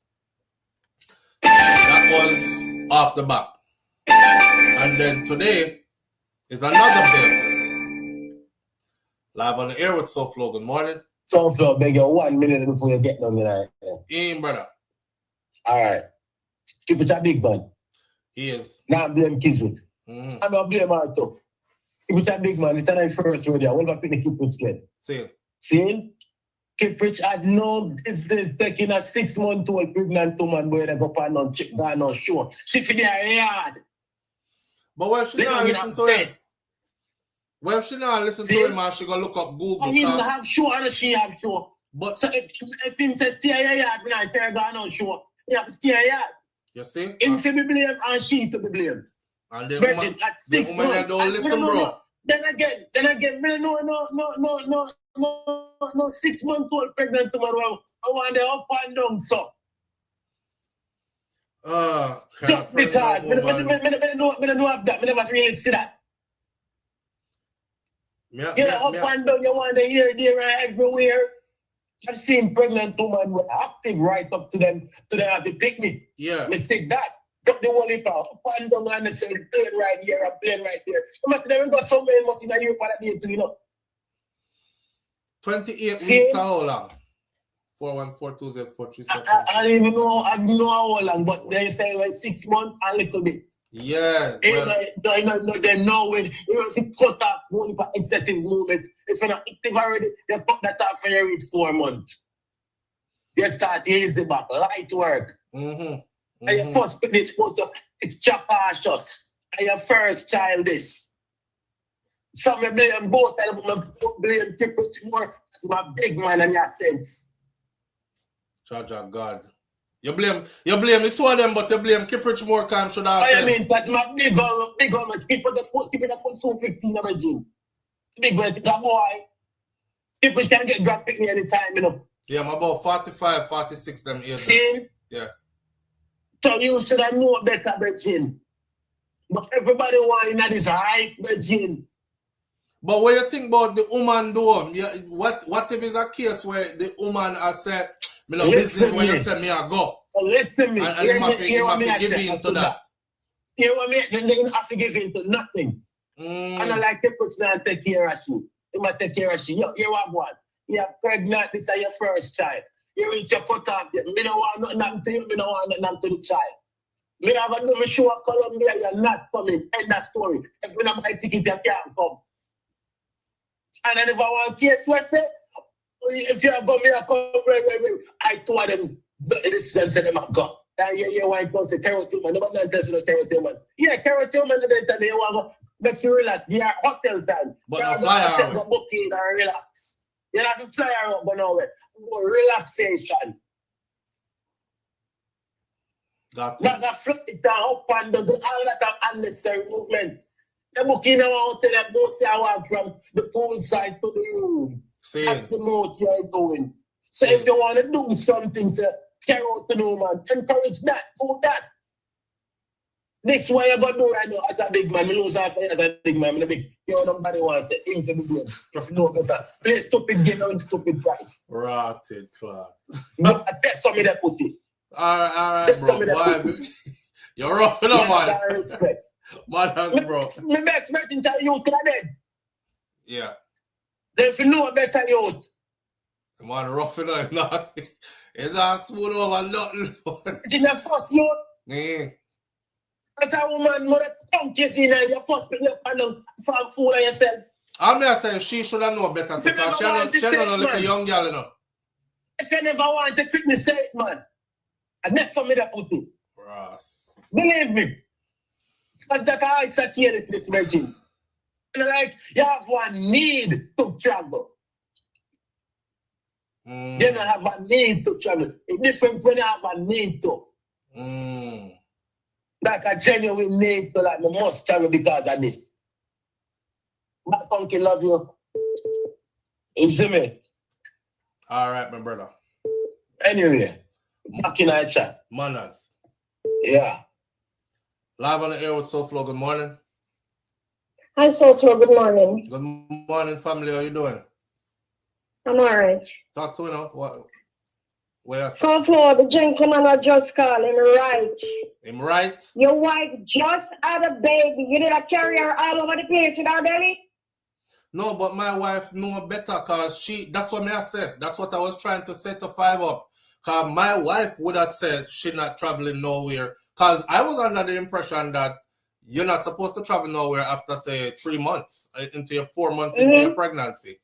But me there, I read Google and I go into one of the one of the pregnancy site them, and it says a woman is good to travel by plane up to 28 weeks. That would be 7 months into a pregnancy. SouFLo hype, she look, I hype the whole of them a look. Tell Kiprich saying to go do some dog plate and see if he can get some whole of money for help. Yeah? Right. That me say. All right, family. All right. Oh God. Well, like Mervin said earlier, Mervin comment gone up. But Mervin said earlier, okay, we understand said that are the problem, right? But we are trying to work towards the solution now. But me understand say people are gonna place blame because if me are gonna donate $1, me are gonna need you to understand hear something sensible. So you know do it again. You know do it again. It's like a woman did ask for donations one time and she did at Jamaica there. I think she had about 12 picnic and counting. And me say, boy, them condition look bad. I think it was Star that covered it. And show you inside of them house of them a live and stuff. You know, me I said, John, oh, she has so much picnic and she live in a them squalors here and all of them picnic have different daddy and they're sitting there. And me I say, me would have donate, you know. But me I gonna need her for hear what me I say. Hold on the caller. You know, say people tell me if you go suck my mother. Hey boy, SouFLo, go suck my mother and move from around your man. Either you go help her, keep on scrolling and go about your business. Live on the air with SouFLo, good morning. Well, here we go. Mm-hmm. Now our black brother and sister. They're not white, they're not blue-eyed, they're not blonde hair. I'm going to give you 2 stories of 2 persons who I know. But before even that, remember we have the mothers in Jamaica who you see them work with them big belly and the baby in the drop out. To say that some do have some very delicate pregnancy because I knew a teacher, every pregnancy she has, she just stand up and they fall out. The neck of her womb was very white. And that lady wanted a baby. She had to lie down in 9 months to carry that child. Some people have some very delicate pregnancies, some don't. Me watch a woman with a hole that the young hole a push. Nothing happened to their baby. And carry load per head. Come up here. Carry load per head. Belly up front Wash clothes to the whole day. When you sit down, they would have say like you sit down like you're at a coronation market. Belly big out. True. Big out. Washing clothes. Looking after 5 picnic. Doing house chores. Nothing not happened to those ladies. All right. The story that I want to give you now. I know this lady, she traveled with her 6-month baby, come to the United States, shopping, and went back to Brazil. I don't know her personally, but I was in the hotel industry, and I met her, and she said she came shopping, and you know, they're doing the tour guide and stuff like that, and Kizzy wouldn't be working, because she don't turn up and look at her man performing and stuff like that. The next one now, who I knew personally, she traveled here to the States for birth tourism, and she traveled when her pregnancy was 8 months and 1 week, because 3 weeks after she has her baby. So come drop the baby in America. Yes, man. Then look how much big they do it. I don't know if nobody in the audience can tell them. Me get a little bit agitated. I'm afraid to tell them. Trump said that can't happen again, though. Yeah, it can't happen again. But ask them before. Ask them before. All of the little young girls them who went to university, they came here and have their baby. I'm not asking you. All right, so we asked about Kiprich and so yes, Kizidan, and that we are talking about. Yes, so I don't blame them. You carry a... Tell me what you're saying. No, me I said what you asked about Kiprich and Kizidan. Kiprich and Kizidan had a premature baby and they're asking for help. That. They're asking for financial help. Yes, they're asking for help. Me not talk about the help. You want me to talk about the help? Yeah, because that's all we want to talk about. We don't want to talk about who we know we have all baby right. and all this. Yes, we know that happened. All right, the help? Yeah. If they set it up, I will be donating to a Black Life and supporting them. So my conscience is not going to bother me on that part. But the part what I want to say, everybody blaming them. She traveled with her man. She did not know that she would lost the pregnancy. The baby came this early. So we don't need to beat her and telling her about this show off and that. We're not telling the next person that. But at the same time, we're just tearing down our one another. That's bad. And some of them too, it's true, we envious of them to the girl maybe could have traveled with her pregnancy and all of that. So we envy her. So she wasn't working. The man take her and the man said, sure, you treat the lady. Many of them pre them one and then go and listen. So if you say that this is how I'm treating my lady, I'm taking her with me. She's accompanying me to work, but she's not working. She's watching me how her man works. She wasn't working. Well, the people them are now saying, well, keep treating her good then. Foot the bill. Kizzy, yeah. Look where 5 Up said, because this is the comment I did catch this morning, right? And it wasn't him saying.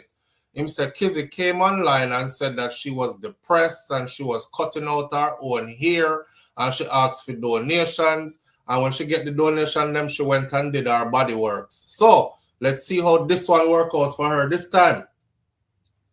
Well, I'm not in the TikTok because I was wondering where that was coming from. It's me contribute to her for her baby life. She want to take it to her body, and it is on her own self to say if the baby die, let her face with it. But she's asking for help. Her baby came early, but we don't see to sympathize with her, not empathize with her. We just see us tearing her down. I think the problem is this.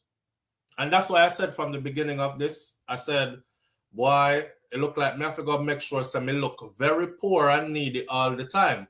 Because God forbid SouFLoTV run into some issues and need some help. And me go stick out my hand for donation. Y'all go here kind of sitting because of the way how me say them beat them. Now the way you see how you come back now to haunt you? Yeah, me think them a beat them like you this said because that. And they must say, look how much years in on YouTube. Look how much 100,000 subscribers you have. Look how much paid subscriber you have. Where the money there? Where the money there? They're going to ask and they say, plus, they're going to dig down in your life and say, you usually work in a healthcare. What you usually do? Occupational therapy? Right. I work in the field of occupational work the whole people, yes. So they're going to kill you the same. So we have no love for our one another. That's all I have to say. All right. All right, my friend. Yeah, and that means I said from the beginning. So Kiprich is famous. And I think that is what is driving this. Because if I did she alone, and she just come and, you know, put on some heavy mascara, cry a little bit, wipe it and make it smear up and look sad, and she come on a video and say, people help me. Cause my baby, I'm dead. I need this much. You know, see, people are say, oh God, right? But because before, me say, next comment, remember now, come in and read the comment, let me know. I can easily go to my phone and read. Matter of fact, let's do that. Let's go to the phone and read some of the comments. And let's also hear what Kiprich had to say, because him do a video too. But the people, them, me say, once somebody say, they're not easy thing that man sell one of the Benz them want to have. Not easy thing that sell one of the Benz them want to have. I said, whoa. Sell your Benz and go buy and go fix your wife or go fix your issues. I said, whoa. All right, so them now give them no grace and no mercy. Kiprich a big star. Look for when Kiprich collect money for the big show. Kiprich could afford this. I try giving you the breakdown financially over here. But we're not getting past the breakdown because, you know, the phone heavy and hot ringing. Here is Kiprich. This is what Kiprich said. Him said this. See me? To move her from Irsa to Bogota. And then we and get her in the care. We have to pay for the place so she'll go in. Oh, we have to pay for accommodation over there. And we have to pay the daily fare and then we so. You know, it's a joke ball game. You know what I'm saying? It's a joke ball game. Yeah, and I want to joke something. I want to joke something. You see me? So, as I say, you know, every support is good. You know, the prayers them, I strongly believe in that. So, we need that more than anything else. We can't sit, because just as I say, She's a fighter, me's a fighter. You get me? I say, me's a fighter. Believe. Everybody will know me, know that about me.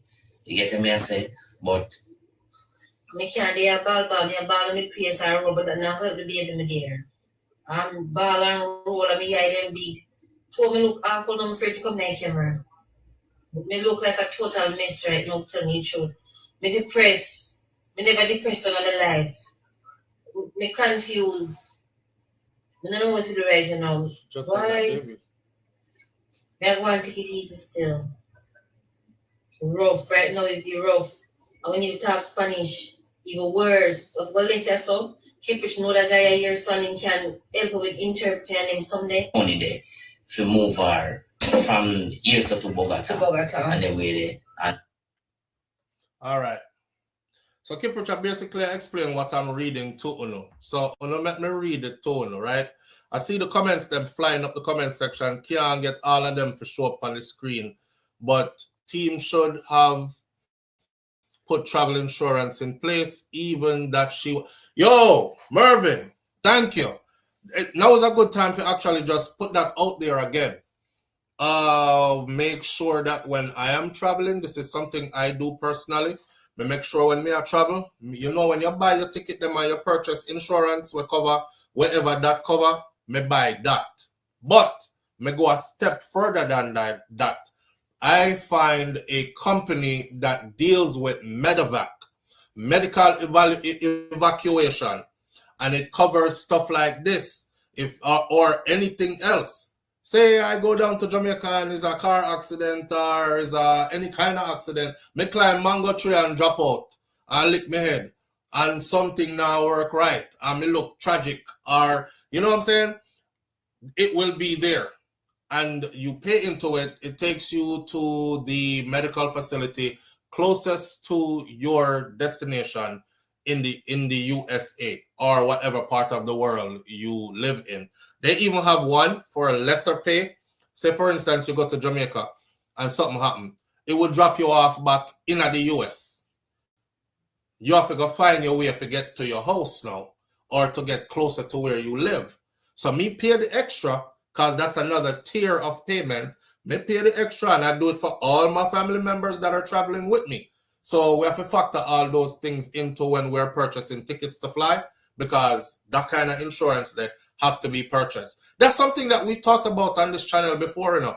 When you are traveling, make sure so you have medevac insurance, not just the regular insurance. I swear you can go look up some video them and see it. But again, I guess not everybody listens or does, you know. Kataja Empress said something just now that makes sense too. Me said them a beat Kiprich them because we see Kiprich as a celebrity, right? A bona fide celebrity. There are people out there who also see Kizidon as a celebrity, but most of we see Kiprich as a seasoned veteran celebrity, and we are said, but Kiprich I make money from need till now. Him supposed to say rich and wealthy. We see Mercedes Benz on screen and all these things, nice house and whatever, designer clothes and all these things. And Kataja Empress just said, stop counting the woman pocket because you don't really know what they have. And sometimes, honestly, you don't know what people really have. People put their best forward all the time. You know, knockoff designer look like regular designer, you know. You can go buy a $500 shirt and me buy the same shirt from Mr. Chin and me pay $20 for that shirt there. You pay $500 for the real one. Me stand up next to you. You don't know. Worse, I'm on social media. It's in pictures. People just look at them and say, yo, SouFlo have on, me know that Versace shirt there now. Them Versace shirt they run about $500. Boy, they have money. And, oh, you see the shoes where him have? He kick up his foot just now, red bottoms. At the Louis Vuitton, them one that just come out. At $3,500 a pair for them there, you know, and them have the next one with more expensive. Him have money, man. People say a Mercedes Benz. And them I say, oh, the Mercedes Benz, nice, him have money.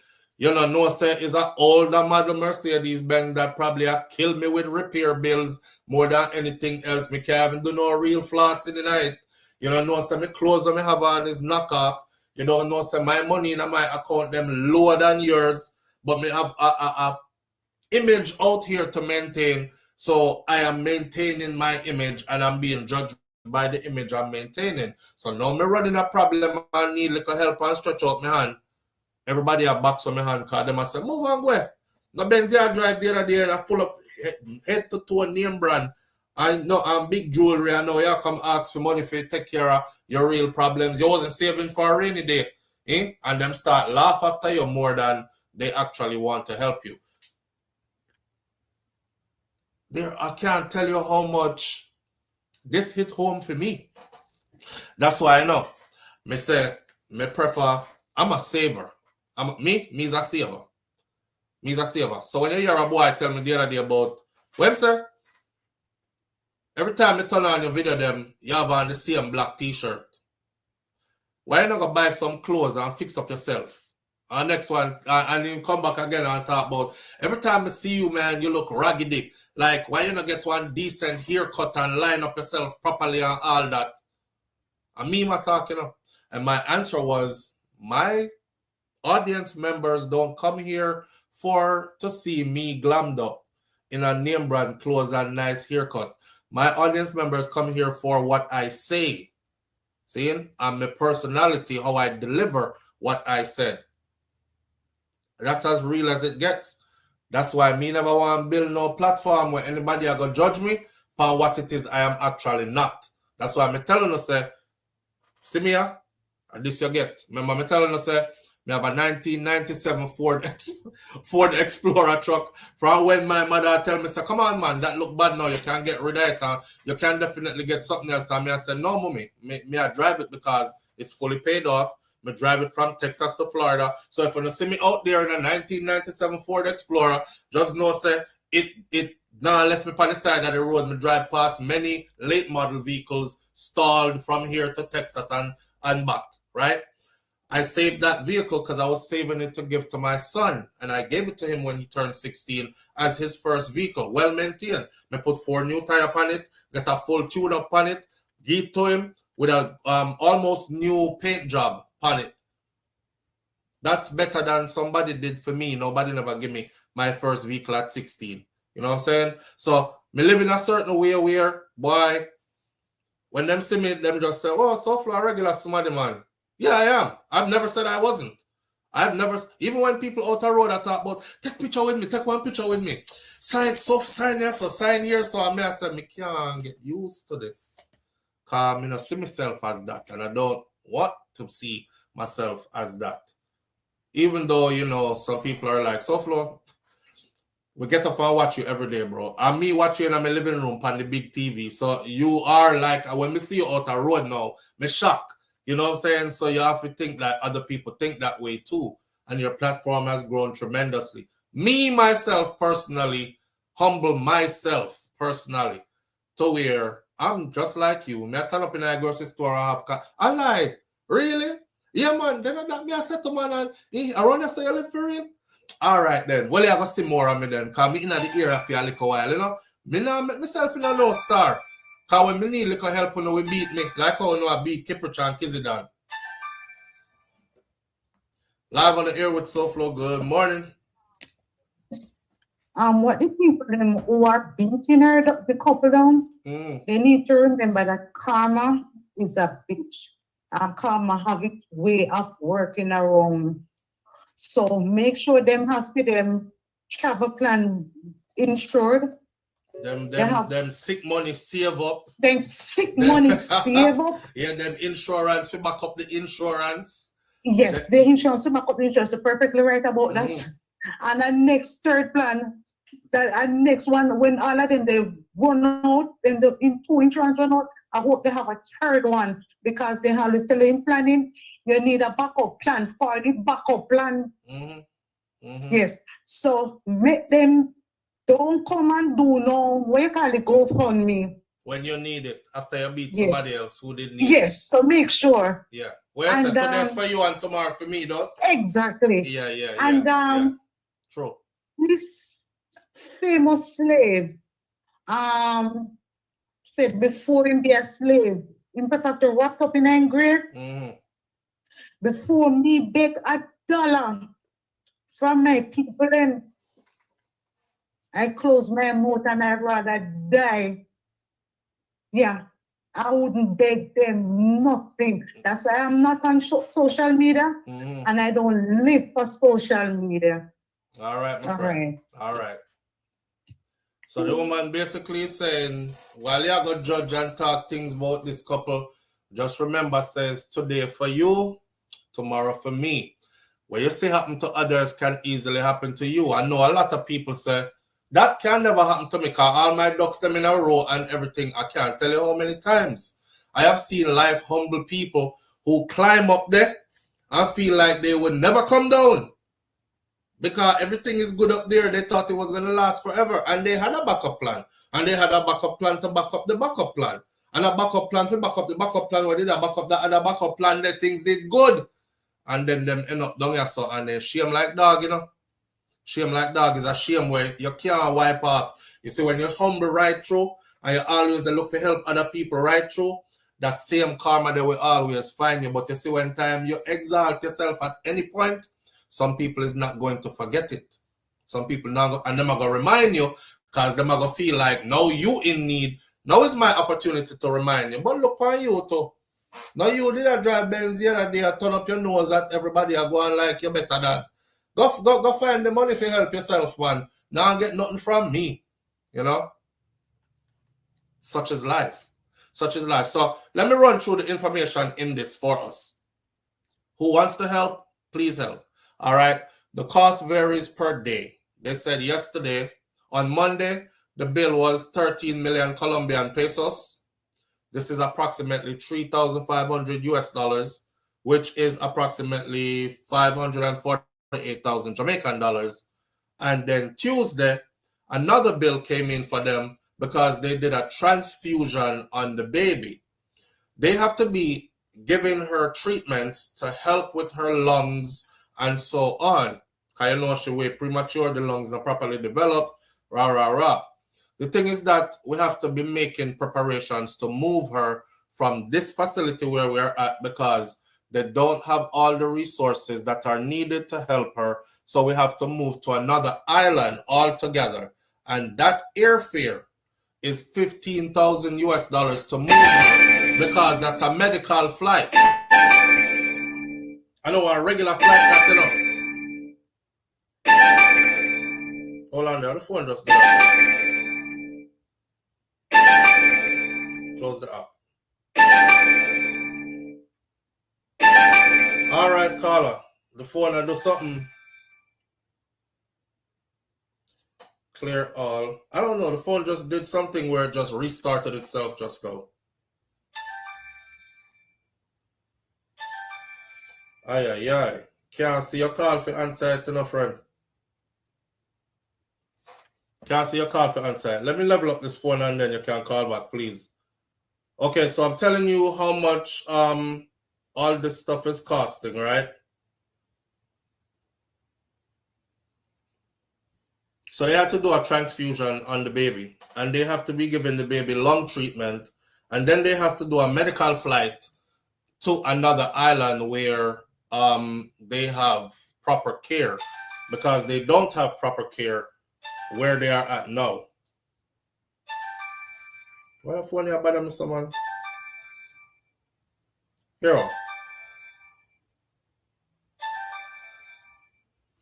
All right, caller. I'm gonna restart the phone. May I restart the phone? Because the phone I do some. I think it's updating. One of them days that where the phone does suddenly want to update itself, and it's updated, and I can't catch the call to answer it.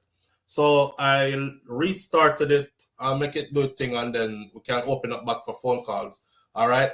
So Lulu Regis says, not because it happened to one does not mean it will happen to all those SouFLo. So while nothing is wrong with safeguarding your life, just don't always live in fear and worry. I get that.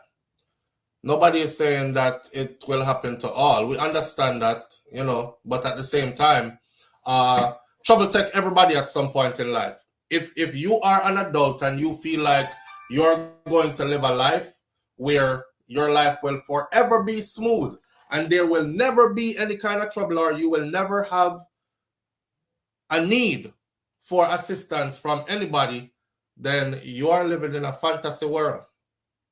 So as much as you try to be independent and make sure, say, me not ask nobody for nothing, cause me are the type of person where me rather dead at thirst before me ask you for a spoonful of water, which is me. I'm like that. So me make sure, say, me have insurance, and then me have insurance to back up the insurance, and then me save money. Me save money, and then me pauperize myself, cause me not buy myself nothing. I buy what my children need, you know what I mean? And spend only on the necessaries. Because I'm telling myself that in case anything happens, I don't have nobody. That's what me tell myself, Reality is, we all are going to need somebody at some point. Right, Lulu? So, yeah, that particular incident might not happen to you or others, but other things are going to happen where you're going to need others. Live on the air with SouFLo. Good morning. Hello. Good morning, SouFLo. Good morning, family. How you doing? I'm not doing too bad. All right, good to hear. What are you saying?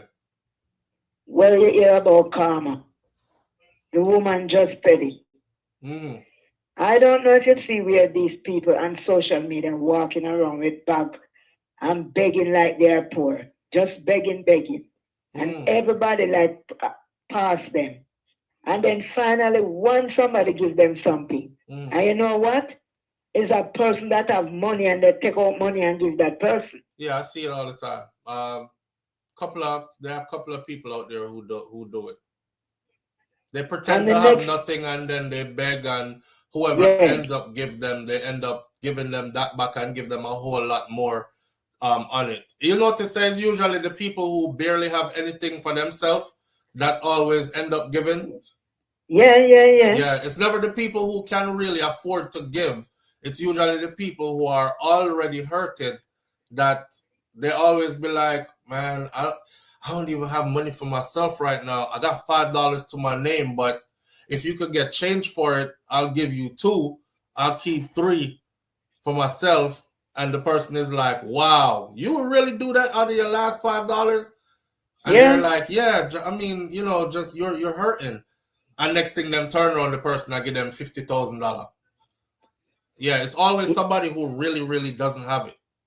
But you know the next thing is, you hear about people entertaining angels. An angel can be walking, and this is true. And you don't even know it's an angel. And you invite the person to eat with you, and the person leaves, and you never see them again. And then blessings come to you. So these people don't want to give, shut up. Stop talking. Because they are digging a hole for themselves. If you don't want to give, don't give.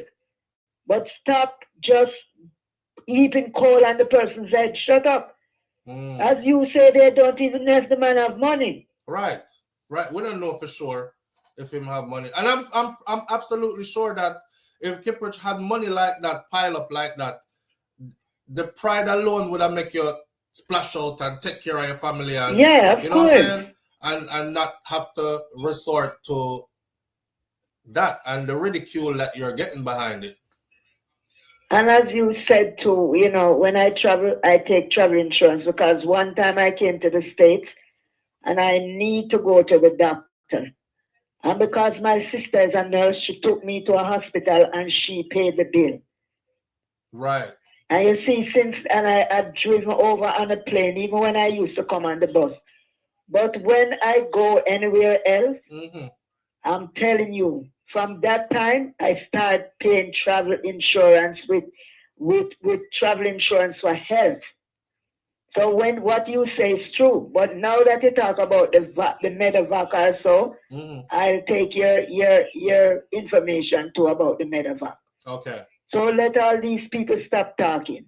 All right, my friend. Karma is something, as what the first caller said before me. Karma. Right. Yeah. Right. Okay. Have a great day. You too now. Take care. Okay. Thank you. Our can move go to England.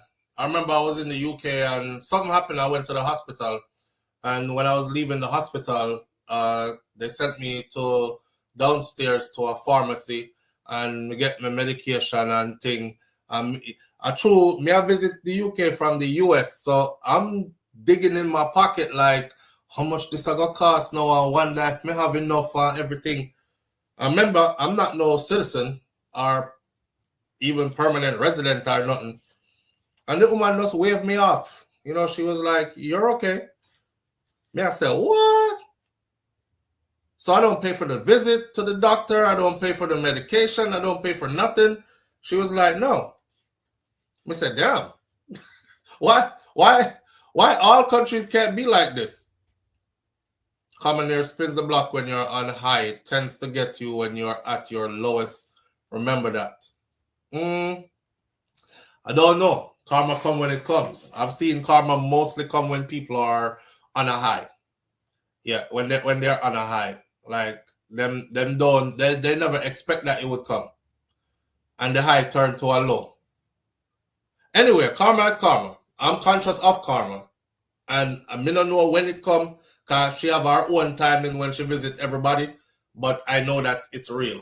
So, not going to take any more phone calls for a minute. We're going to run through all the details and try to see if whoever out here with a good heart, if you feel like giving to Kizzy Don and Kiprich to help with their baby, you go ahead and do so, right? So, again, the bills are piling up on them, right? Kiprich had traveled to Colombia to perform a show, which we know about, in San Andres last Saturday. Kizzy Don, who is 28 years old, a social media influencer, star, and up-and-coming entertainer herself, she had accompanied Kiprich. He said that Kizzy Don had received clearance from her doctor to travel before leaving the U.S. The entertainer said that he was told that Miracle, the baby, may spend another 3 months in one of these facilities, after which she will be airlifted to the U.S. So wait there, are U.S. they live? Because he said Kizzy saw her doctor. They did a checkup before they went. And the doctor told her that she was good to go before leaving the U.S.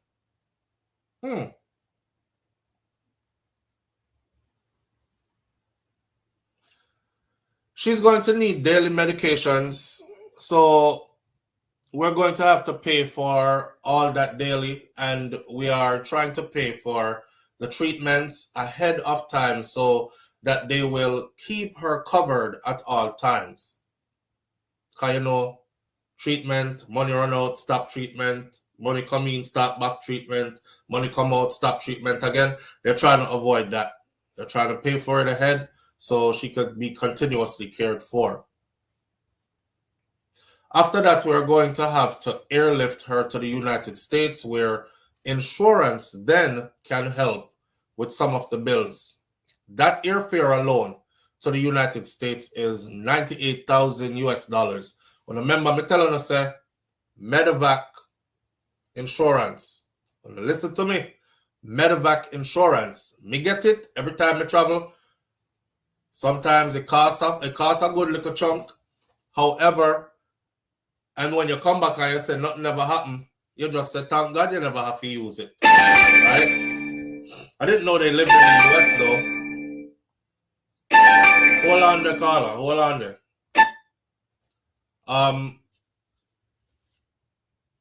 Yeah, she went to see her doctor in the US who told her that she was good to travel. Are the US them living up? So after all this, we're going to have to airlift her to the US, where the insurance will help with some of the bills. That airfare alone in the United States is $98,000 to travel there, which is approximately 15.3 million Jamaican dollars alone, as they have to travel with a medical team, which is correct. He stated that the experience has been overwhelming, especially for Kizzy, who often breaks down crying. She's in tears constantly, but he expressed gratitude for the support that he has gotten so far and continues to seek your prayers, if you all keep them in your prayers, and for whatever assistance you can give. It's draining because we never planned for this. We just come here to do a show and get some content And then next thing we know, she was in labor. Before all of this, I didn't have any knowledge that baby can come out at 6 months. You know, it's Kizzy's first child, so she will cry at times. So I have to be here, being her strength. Everything is going to work out itself out, though, Kiprich said. At press time, they had raised approximately or nearly $5,000 so far towards their goal. So they're hoping to get about 200 and let me see what the amount was. Their goal is 250,000. They've at press time so far they've gotten close to $5,000. Now the article that published this has the GoFundMe here, and I'm going to put that GoFundMe in. You know what? Matter of fact, let me see if I can put it in the chat right there. So I probably can't. HTTPS that. Give me 1 second.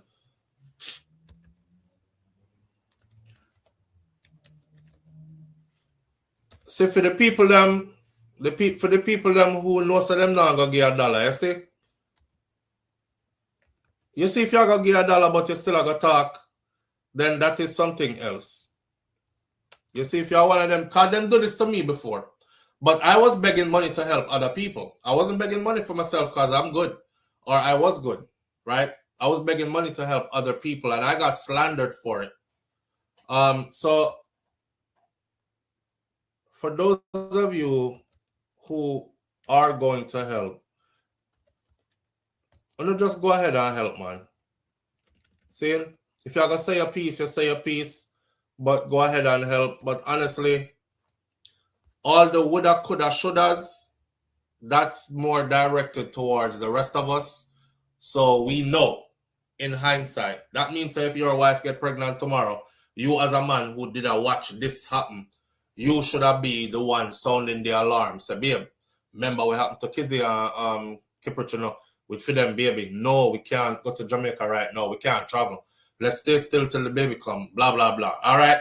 So in hindsight, then, and that after that. But right now, like Mervin said earlier, we know what the problem is. We're just trying to reach a solution. Let's see if it allows us to post it here. I don't know if it allows us to post it. Let me go here and see something real quick. All right, I'm going to pin it as the first, pinned as the first message in the chat. And then we're going to go so to make sure it actually work. I'm going to click on it and see if it work.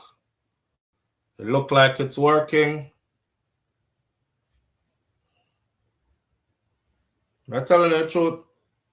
I'm that kind of person where I don't mind helping others because, you know, you remember that song there? We all need somebody to lean on me when you're not strong. Yeah, me always think like that, you know, like, what if I did me? What if I did me? I may make the mistake and go travel without travel insurance. What a rotted fee to pay. And a lot of us here now know damn well that we don't travel with no damn insurance. Because I did it for a long time. I traveled for a long time with no insurance. Me used to tell myself, say, God will protect me, man. Told me cheap, me I said, God will protect me, man. Nothing not happen. I just know when me turn big man, me I said to myself, say, you know what? God will protect you, but God help those who help themselves. You better buy the insurance there. Enough time me chance it and go and nothing happen. But now I just make it a part of I have to do it. So I'm clicking on the GoFundMe that I posted and all I'm getting is a blank page. Anybody else click on it and get anything else? Did anybody try it? Click on it. Could you all click on it for me? I pinned it at the top of the chat. Click on it and tell me if it actually, the page actually manifests. I want to know if the page manifests. I mean, also I check it to see if I saw it go. Let's do it like this then.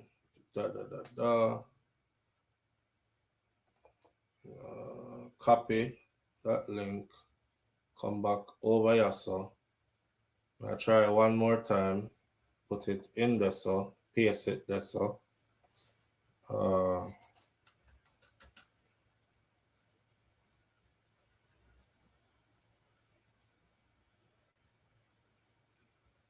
Okay, got it. Okay, so when I typed it in, it did not work. That link that I typed in, so I'm gonna unpin it and pin this one. Here is the link. And you can see Kizzy on there with the baby in the something where them have the baby in an incubator with the whole heap of something around the baby. So replace this. All right. Go to the top of the chat if y'all check it right now. If you click on it right now, you'll see the link. That was an easy share. All right, them reached $8,350 raised so far. I want Dolly that she have in there with the baby. It says, help bring baby Miracle home. My baby Miracle was born prematurely at just 6 months old while we were in Colombia for work. On January 16, 2026, she arrived weighing 1.5 pounds, 700 grams, with very small lungs that are in critical condition but stable. Doctors are working tirelessly to develop her lungs and help her to grow stronger. Despite her early arrival, Miracle's heartbeat is perfect, and she's already responding to sounds, showing us her strength and will to fight. Her mom and I have traveled to Colombia for work, and before leaving the United States, she was healthy and had clearance from her doctor to travel. Can read more on the site as well. All right, it's working. It's working. All right, I've done my part. Those of you who want to give, please remember, give with a mindset that nobody now asks if you give $100,000. Nobody now asks if you give even $50 or $20. If you have $2 or $1 and that's what you give, that's what you give. If 1,000 people give $1, that's the next $1,000 that they can use to help. You know what I'm saying? Sometimes when we think of giving, we look for our money and we say, boy, I'm the $5. That not gonna do nothing, so I'm not gonna give it. But you gotta remember that it's a team effort. Yeah? All right. They appear to be residing in New Jersey, Nance. You know, it's crazy that a lot of people who are dubbed a celebrity in Jamaica, I know Jamaica, them live, you know. They move out of Jamaica a long time. They might keep a heavy presence in Jamaica, but they are not living in Jamaica. I was at the grocery store the other day, and a brother, an older gentleman, he was like, SouFLo. I say, yeah, big man. He said, brother, we can't believe say you're the star. And him said, and just like that, him start talk about music, and he was like, music me do, you know. If he's watching right now, you me I talk about. Him said, music me do, you know. And him start name some famous Jamaican singers that are in the area, and music people, engineers and instrument players and stuff. And me I say, he must say, yeah man, I right round there, so him house there. And more time we're there around there, and you know, we are all the vibes and thing, and me I say, it look like say the whole of we there. It's the whole of we there here. But do what you can to help. That's all me I say. Do what you can to help. Nobody's forcing you. If you ain't gonna help, you're not gonna help. If you are gonna help, then God bless you. All right? On behalf of them. Moving right along. We've done our piece. We've exhausted their story. Keep them in your prayers. Wish them all the best. Like I said, my daughter just reached, and I look at her every day, and she's a perfect beauty in every way. I'm not in that situation. I can't imagine being in that situation. I don't want to be. So me get lucky. So me feel like, extend that blessing to somebody else. Thank you all, everybody who is sharing it, everybody who's confirming to me that it works. Thank you, thank you, thank you, and thank you. All right, moving right along now. So when you're in a relationship, right? Some people feel like till death do us part really mean till death do us part. Like there is no divorce. If you're going to leave, I'm killing you. Might even take out myself too. And then we fight about it in the afterlife. I don't know. I'm trying to wrap my mind around this story as to what happened, why this went the way it did. The next story we're going to get into. Live on the air with SouFLo, good morning. Good morning. I'm assuming you were talking about the Kiprich situation. Yes, we are wrapping it up. I know you just move on, but I'm just encouraging everybody who can help to help, because I just got my little one from the NICU Monday, and I can tell you it is expensive. It doesn't matter how much money you make. Right. It is expensive. My daughter was in there since she was born 11/11, so that's November 11.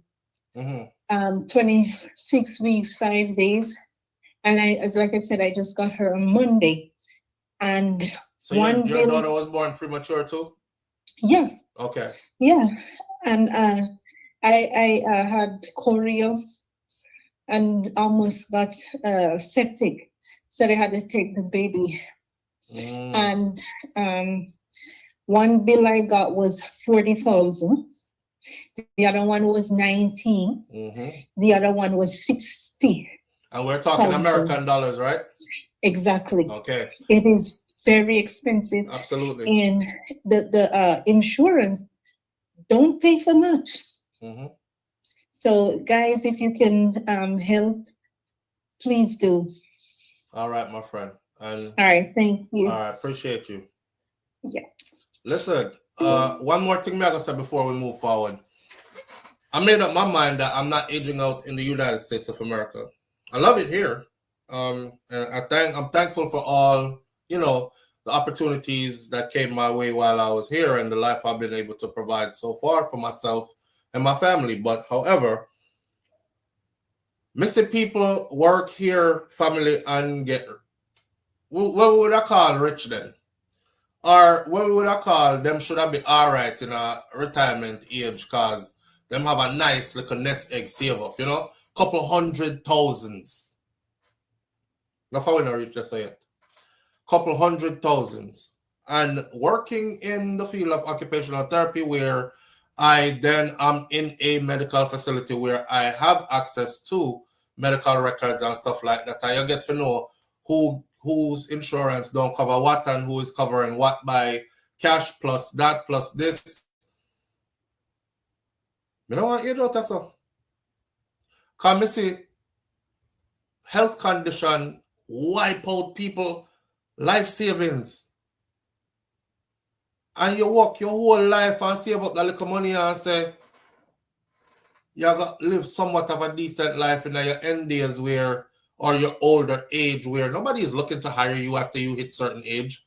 And one of my dreaded fears is to be some 75-year-old, 80-year-old stand up a Walmart door and talk about welcome to Walmart.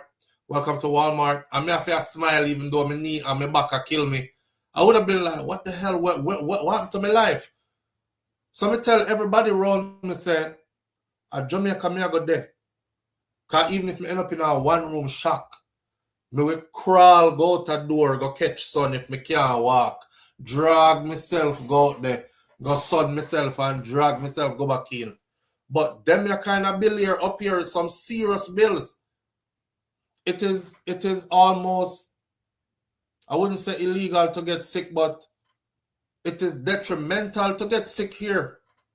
Young or old.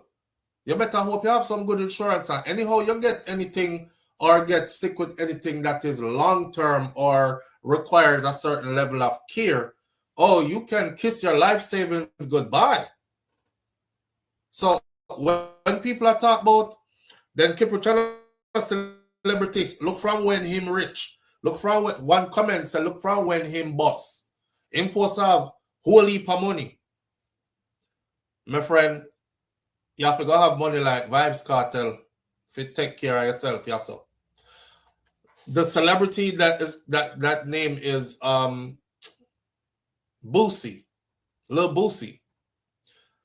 Lil Boosie, they found cancer in his liver, right? And a surgery was required. Y'all can go look this up. A surgery was required to get it done. And Lil Boosie got money like that. So Lil Boosie said, oh, nah, let me pay cash because you talking about my life. You know, when he walked in, they were like, if you can afford it, this is, you know, if you can't afford it, then we don't know what we're going to do for you. And Boosie said, damn, for the people them who can't afford this, you about to die. You about to die. $990-something thousand was how much his surgery was, and his surgery was successful, and they removed the cancer from his liver.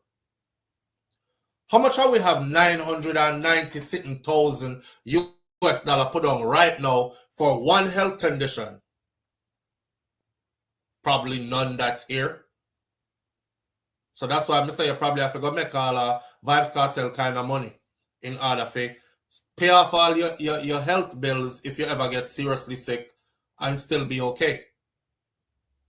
So yeah, no, me no want to live here. Me come visit. Me come visit. The plan is the other way around as you age. Yeah, that was for one procedure.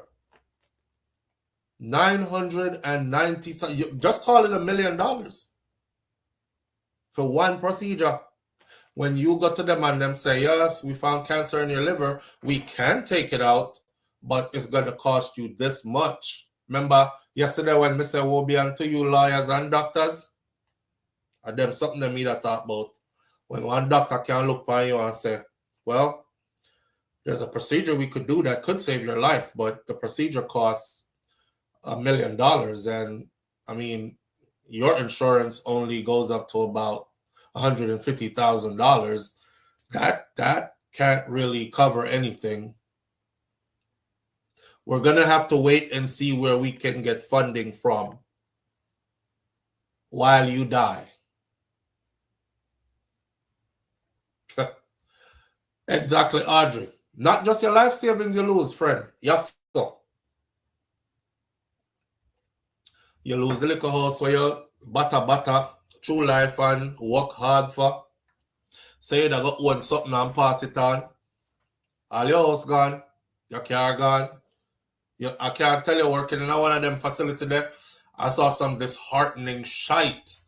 I was like, yo, watch them a bid for the woman them house and the man them house. Oh, he has a house. He has a beautiful house over on, on the lake. And I'm like, what? Why are they talking about the house? Because we can sell the house and the facility takes the money and we'll use that to take care of you for the rest of your life. Oh, no, know about that. Oh, no, stay there. Oh, no, stay there.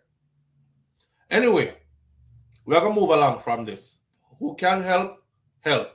All right. You know what? Who said that? That faith is my million in God thing, it don't work. I hate to tell you that, but it don't work. Faith without works is dead. The faith without, you better have some faith that you can generate a good enough nest egg. Because faith without works is dead. A whole heap of people dead and passed on already that was super faithful to that same thought process you have there. All right?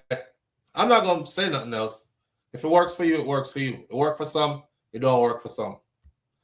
So instead of taking flight abroad yesterday, Morveen Thompson Palmer was transported out of her residence by Tranquility Funeral Home.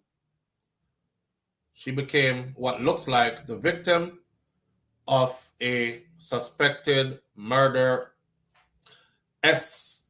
Pandicide, that word that YouTube hates when we use. If you use it, they flag your video. The body of 53-year-old Thompson Palmer and her husband, 45-year-old Mason Pete Palmer, they were found in their Dorado Drive, Harborview, St. Andrew home. An elderly resident said that she saw the husband on Monday, but she didn't see the wife. Me never know some me would have heard this today. Me I expect to pass and see the two of them. Most evening, you will pass and you will see them because she's a JP, you know, and she always out here to talk to people. It is alleged that the couple, who were married for about 20 years, were going through a divorce. So, me I backtrack now. Me say, hold on there. She is 53. He is 45. No. 20 years ago, he was 25 from 45 leaves 25, right? No worry, you know, see me I do my finger and toes them that me can handle that number there. So he was 25. Yeah. And she was 33. Not that big of an age difference. There was an 8-year difference in part. But obviously he was, again, at the age where the frontal lobe might not have been fully developed kind of thing. Me never know me would I hear this morning. The neighbor said, she's a JP. She always outside here to talk to people. Usually she and him outside. You know, them have them on and off something. Them used to live good enough. But them are go through a divorce now. So both of them are do what them want to do. The neighbor, the elderly lady said, you know, what both of them are do what them want to do mean. And more than likely, because you know, Jamaican people stay, the old man there will sit down on the avenue there where she see everybody business. Yeah, them used to live good, you know. But them are go through a divorce. And both of them just do what them want to do, she said. A woman who said that she was a friend of them said that Thompson Palmer was a deacon at the church who always preached about peace. So she's a JP and him is a deacon. Them have them on and off. Enough people know her, you know, as a realtor, because enough house she sell. While another person described the unusual silence at their home before the discovery. She said the shutter to the garage is always closed. Enough people pass and see it open. May I say, I hold this open. And I start call around and ask because me know say she did feel leave for go foreign today. She was supposed to fly out. She got hairdresser yesterday. Go get her hair done. She got hairdresser go get her hair done last night, she said. Neighbor said that the husband, who worked in construction and is also a deacon of a church, kept mostly to himself as well. Didn't have a bag of friends or anything. The man don't really talk to people in the community because him shame. Him shame say him is a churchman and him wife go file for divorce. Him shame. You remember one time gone, you know, elder generation, them used to shame. Divorce was a shame thing. Divorce wasn't something like how we see people do divorce today. I don't like you anymore. I don't think this relationship is working out. I'm filing a divorce. And them just go file divorce and move out and move on. Back in the day, divorce was actually something that they were super ashamed of. it meant you had failed. It wasn't, you couldn't blame just your spouse. You'd have to blame yourself too. You mash up your family, man. Them says a man where him stop talk to everybody in a community, start keep to himself since the divorce thing. Cause I'm shame. People know what go on. And it's like everybody take the woman side. Nobody not take for him side. Is what one neighbor said. You see that? Conversations on the scene tried to make sense of what had happened as one of the officers on the scene passed by with a knife in a one paper bag. People would have talked the same thing about me, about the man. People did have talked the same thing about the man, say how him peaceful and him is not a bad person to people. And although them inner worries, you wouldn't know it. If them cuss or fight, or only close people to them could have tell you that, one man said. At the face of everything, them not hear out them things publicly. Because she did big in the church too, you know. Oh, Thompson Palmer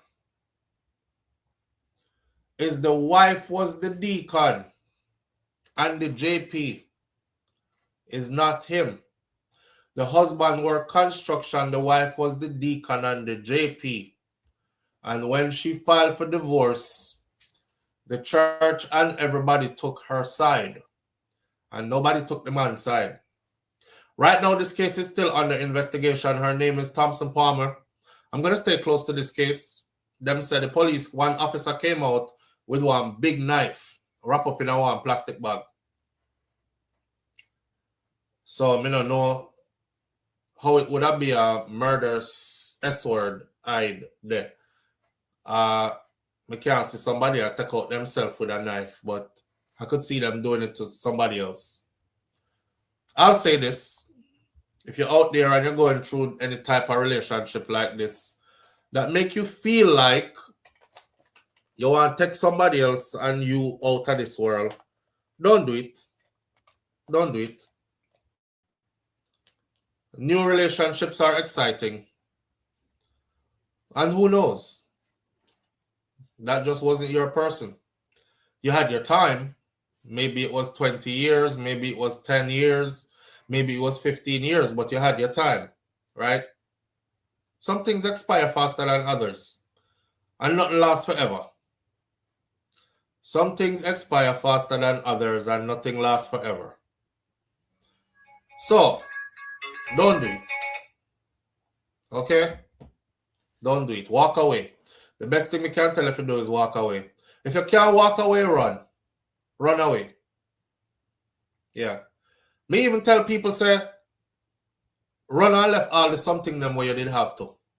Because you know how some people stay around to fight when the relationship is ending? No, it's my pot that. And me, I feel me pressure cooker that.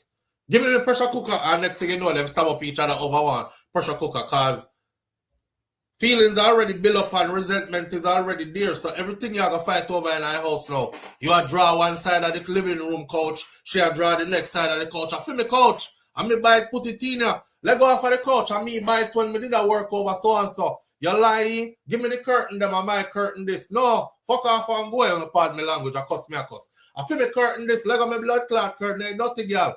Hey, come out thinking, boy. Don't do it. Just left. I feel me TV. And I hear TV, I did buy the TV. Alright, man, I mash up this blood clot, then bashing, they mash up the TV, we have to laugh. They mash up the TV, because me I tell you, say my TV, and if you take it, before me make you get it, me mash up this ras. You know, sister, a death that, you know, that is death circling, you know. That's a super volatile situation, you know. That is death circling. Me gone. I gone. Yeah. So me I tell you now, the people them were gone already. We can't save them. Them gone. But those of us who are alive, we can learn from this. because we are in our all in our situations and we don't know if the situation are gonna last or not. We hope that it will. We don't know. But if this ever reach you, walk away. And if you can't walk away, run. Run left everything. You see all the little material, something them around you, you can't get them back. You can't get back every single thing that's around you. You can't get back the TV, can't get back couch, can't get back figurine. I will still keep figurine in their house. You can't get back every single thing. Run. Sometimes it's good to left somebody with everything. Take it. Me no want to buy. And cut and just left. Coward mind keeps sound bones. Exactly. Winston Girl says coward mind keeps sound bones. Don't even look back. Run. The sweetest thing when you leave a messed up relationship and a messed up person, the sweetest thing in life, you see, is when you are rewarded with better and you can actually look back. And you look back years later and you're like, thank God. Thank God. Sometimes you are the problem. Sometimes it's you is the problem. And years later you're not years later you're not prospering and there's somebody where you run well left a prosper. Somebody is the problem. Somebody is the problem. Sometimes it's you. But run same way. Yeah. Run same way. Left the whatnot. Left the whatnot and your bag of cockroaches. Live on the air with SouFLo. Good morning. Flo, good morning. What go on, bro? Yeah, come on, man. It's not that easy to just walk away when you have so much investment. No, Jerome. When it come down to where it's your life, run. If you can't walk away, when I say run, you see, what I mean is, can we do this before? Just cut like a mad somebody and just left everything. With nowadays, Flo, let me show you something. Yeah. Someday me click on IG and me say, damn, yo, the algorithm I got weird. The most evilest thing the algorithm has shown me today. Imagine now you cut from your wife. And when you look, as you click on social media, it's a man that cock up foot in your Benz where you walk with. You just don't know. Or when you go certain place, you hear some people whisper. And you just can't know what they matter about. It's not easy, man. Can't take it, bro. Can't take it. Trust me, can't take it. Me cut already, left everything. House, everything. When me cut. Cause one thing me not do, you see, I had an uncle, and he was one of my best uncles that raised me. One of my uncle them will raise me. Me watch the man that go a mad house over woman situation, relationship falling apart, losing their mind and all these things. Me not make that happen to me. I'm not making nobody make me mad out or make me kill them and give up my freedom and end up a prison with a bag of man back on me and talk about, can I get some? So, yeah, when me run with all those things in mind, bro. Keep any material seven different mind. Any material thing that is there, keep it rotted. Me no business. Me can't go get more. All right. Me understand. So remember, you're from the military. You have a different militant mind. But chat, what do you think? Is it easy for you after you meet a girl and you buy her boobs and you buy her big ass and everything, BBL, everything? Wait, Jerome, wait. We live in our real world, so we not talk to them, the people there. We not talk to no man out there buy boobs and body and all that. We live in a real world. We never buy none of that for no woman, first of all. So you talk to a 1% of people who is probably not even here. Who is probably not even here. You have to go use one different scenario, bro. All right, what about when you realize you have a family in Jamaica? You know the girl, you know her long time, but you know her, she has struggled. And her family, them have struggled too. So you decide to put all of your money and your investment, bring her come America, send her go to school, and also take up our family. So you have in-laws of mine and so on. No, that is And a real then- scenario. Yes. And then when you go to BAMS, maybe 3-4 years after you invest in her, maybe send her become a doctor. And then she just kick you to the curb. She and the family and everybody. You just walk away, feel me? I would have said yes, but me I watch the chat to see what them are gonna say. I would say yes. That was your I wonder choice if at the end of the I day. wonder if you know so many times in life. Nan said If it you- doesn't matter, walk away. That was your choice at the end of the day if you buy all that and take care of who you take care of. You have to go take that on the chin, bro. Like, yo, tough blow, but I gotta go. You know what I mean? Hard lesson to learn, but walk away. The thing is self-control, brother. I never allow So you anybody can't follow else. Nance. But no, me I follow myself. God and blood in. I'm not sure it's something, Flo. Yeah. Nance would tell me right now that if I decide to show up a little bit early and go home unexpected, Mm-hmm. and when me open the door is a man that on top of my wife, Nance will tell me, say, Jer, just take your time and close the door and walk away. Me not tell you But same if thing too. So, but I bet if Nance go home and go open the door and buck up a woman pan in bed with the next man, Nance now go close the door and walk away. If she go and go see her man, he not. Yeah, and the next woman in her bed. Nance now walk away. Nance are real out. And him a mince up both of them.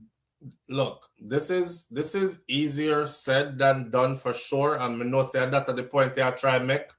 But situation dictates. In a situation where you are going through a divorce, in a situation where it get hostile in the house, that is different from walking in and actually seeing somebody on top of your partner and you never have no issues before. That's different. That's two completely different, and it will evoke two different set of emotions. Me as a person will walk with a firearm on me at all times, right? So if me bust my house door and walk in and I see my woman skin out a man doing thing, the gun dead already. They're right here so already. It's not like me have to go back outside and oh, me can't take this, me head and mad me. Which part me gun there? I normally walk with a registered firearm on me. It depends me already. But me I talk about like if we argue and the relationship are done and we in the house every day I fight about who for couch this, who for whatnot this, who for figurine this, who for big back TV this. They can't keep it all of them, me gone. Flo, this is where my brother's keeper come in. Mm-hmm. Some woman will go in a relationship and say, yo, me can deal with him for about 5-6 years. And then me can just buy this, suck off some money in a different account, start my business, and then me leave. But a man we go in a relationship and start think about future and what he's gonna do, and then they're living until 60 and 70, 75. And when all of that happens, the man hopes and dreams are shattered. Lulu Richard said, Lulu said Jerome look like he want to tell us something. Jerome, no, Lulu, I listen to a lot of people's stories, and me have a heart when me love sorry for people, so me listen to people's stories. I'm that person where I stop at the gas station and listen to how they become homeless. Right. And then the job I do, there's many homes I go into, and then the house caught a fire, and you hear that the wife leave the husband, or the wife thinks she alone could have done it, and then they massacre both of them. So I hear so much sad story. True. About me want to tell them something. Young Kai Jai not get nothing from him. I don't know what I look for. So big up yourself. No one gonna say you're scarred up, bro. Who hurt you? So I'm sorry to call you. All right, bro. Listen, man. We can laugh about certain things, but that's life. You know what I mean? Even this, laugh about it too. One of the best things is when you're able to look back at some things you've been through where you know say you could have absolutely killed somebody. And years down the road, it's a laughing thing. You're like, yo, remember when me bust the door and that, when me go in there, when me see, never brethren them I drink and laugh about it, I'm still alive. Live on the earbud with SouFLo, good morning. Yes, maybe some people haven't heard the term what don't cost life, don't cost nothing. Yeah. Yes. And it always said, don't give what you can't afford to lose. Yes. So I always say that one. Do not give what you cannot afford to lose. And the one the way you are saying, remember that now. If it don't cost life, it didn't cost nothing. Cost nothing. Yeah. I've seen both man and woman go through this. Some mad, some never came back. Still I walk road today after years. Still I walk road today. Because I thought you gave a story where one man goes sleep in a woman with one man part up and something blah blah blah. I'm stripped down in clothes and hold the Bible and I walk the road. So all right. Yeah. That was one. We have to laugh, but God knows it's sad, but it's all right. Yeah. Yes, and you remember this famous story that you gave with the Angie, where they hold a man there with the woman for much years and left her and took a younger female, right? Yes. So what if the woman should have reacted? But we need to make logical decision. Absolutely, absolutely. We need to do that. And things hurt, you know. Don't get me, I feel like me never hurt and it hurt. But guess what? I have to think. Because when me don't go to prison. No, man, you know, say you get hurt already. Me can't tell. But no, I've got a lot of hurt. Lots of hurt. We can't tell. You only can think, you can't tell. Don't want to think there is else to do. Yeah. But survive. True. No one live the rest of years then. Life goes on. Life goes on. Yes. And sometimes we make some decisions to make hurt happens to us. You want to tap up a boy when him did that sleep. Who do you blame? Did they snore with him Bigfoot them size 12 kick up or ram the knife in the next side, but you have to somebody else did I think that for not for me. Yo. Somebody else, but not for me. But look here. This guy I knew him, not too much, but you know, by just traveling, talking, he borrowed money from me. The first time it was a little bit, I loved it. I said I can afford to lose that. He asked me for a larger sum amount the next time. Hear me now. I'll lend you one, you come twice. So I said, I don't have that amount of money now because things are tough now. So you know what? I put together what I can lose. I said, if I don't get back this, because I don't know if he was going to run, I said, I can afford to lose this and my heart no broke. Because I condition my mind. So this is what we need to do. Condition our mind. Say anything can happen. Yes, man. It's going, some reality don't have to hit some people first before they condition their mind.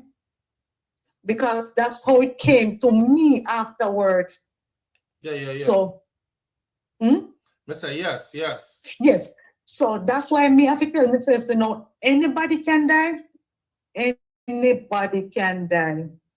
As much as me love, me pitney them, me external family around me, me have to tell myself that if them dead, I don't want to die with them. I love them, but not as much to die with them. So there's nobody or nothing out here worth giving up your life for. So again, exactly. Back to what we did I said before, if it not cost life, it not cost nothing. So when you see these situations, run. If you can't walk away, run. And when I say run, I talk about when you just suddenly cut. Like you're mad somebody, just run. Just like when you have the man when come to you, I say, look, grab a pants and grab, sit and jump on the bike back. Yes, and run like that. Exactly. All right, my friend. And the man carry upon him bike back. I said, sorry, Kerr, I've never been on a bike before. You asked him when the scandal back on the bike back. I got man on them bike back. Me, hey. Listen, but you live and you learn, you know. You live and you learn. Lulu, me not tell a story today. But that's all I have to go. Anyway, all we can do is, hey, send out our condolences, man, and hope that them thing gonna reach you. But if it does reach you, remember to run. Yeah? Live on the air with SouFLo. Good morning. Hi, SouFLo. Morning, family. Yeah, I'm here again. Yeah, go share a I story. recall first.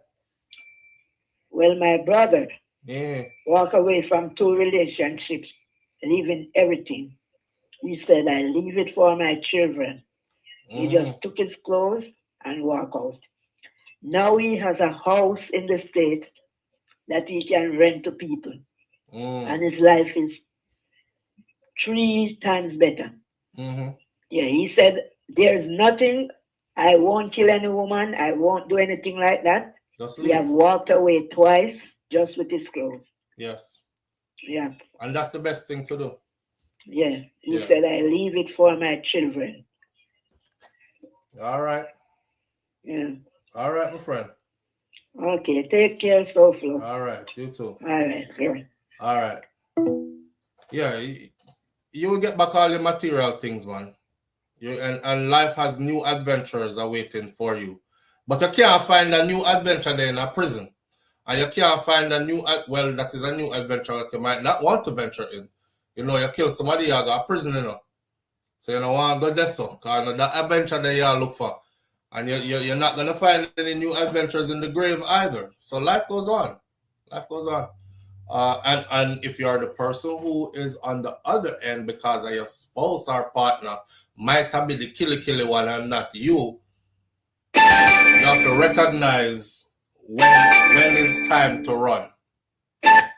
Live on the air with SouFLo. Good morning. Flo, 10 seconds. The lady that just called before this one just hung up. She said she loaned the man money and she never get it back. But then she polished it off and said, just give what you can afford to lose. Yeah, but then she go ahead and say, again, the guy come back for more money, and she said she not gonna get it back. You know. So she gathered up what go ahead. So she gathered up what she could. What she know she could afford to lose. This still sounds like our Yamed went to Harvard and get a lot of honors. Because come on, Flo. Jerome is a super. You know, I'm not answer phone after this car. Is a super active woman. You know, she go call back. No. So you try to just throw some gas in the fire. Oh, because God. Remember, you know, it's about time for you to get off the phone. Oh, that they are trying to. No man, tell me 10:30. Okay, but no. That she they calling back with guns blazing. My granny, no. At 11:45, I didn't even see that it was that late. We still have. Now we're gonna get into the closing argument for the Noel Maitland case. So we have calling back in with guns blazing. Answer Jerome. All right, thank you very much. You lick the vastness and run, God. Me not answer. Yeah. All right. Later. Yo. And speaking of lick the vastness and run, God, no more phone call. We're gonna get into the because I told y'all yesterday, I'm super excited to get into this. I want to hear what defense Noel Maitland's lawyer came up with. Because I can't see him coming out of this. But before we get into that, though, we give you a joke. I told you all this story before, but some of you might not have heard it. I have a cousin at Jamaica. I'm red. I'm like really, really red. Almost like, don't those people look? I'm high red. Jeff. So when we did little him, did extra red. Even more. Him red as a big man now. And I say that because we got bush one day, right? And we come up from bush. A country picnic, we go bush. We go pick guava and then sitting there. Stone bird and whatever. We come up from bush and the two they troublesome the same. Because you see one big wasness, you know. And he pick up 2 big stone and he slap the was. First he fling off by wasness and miss, right?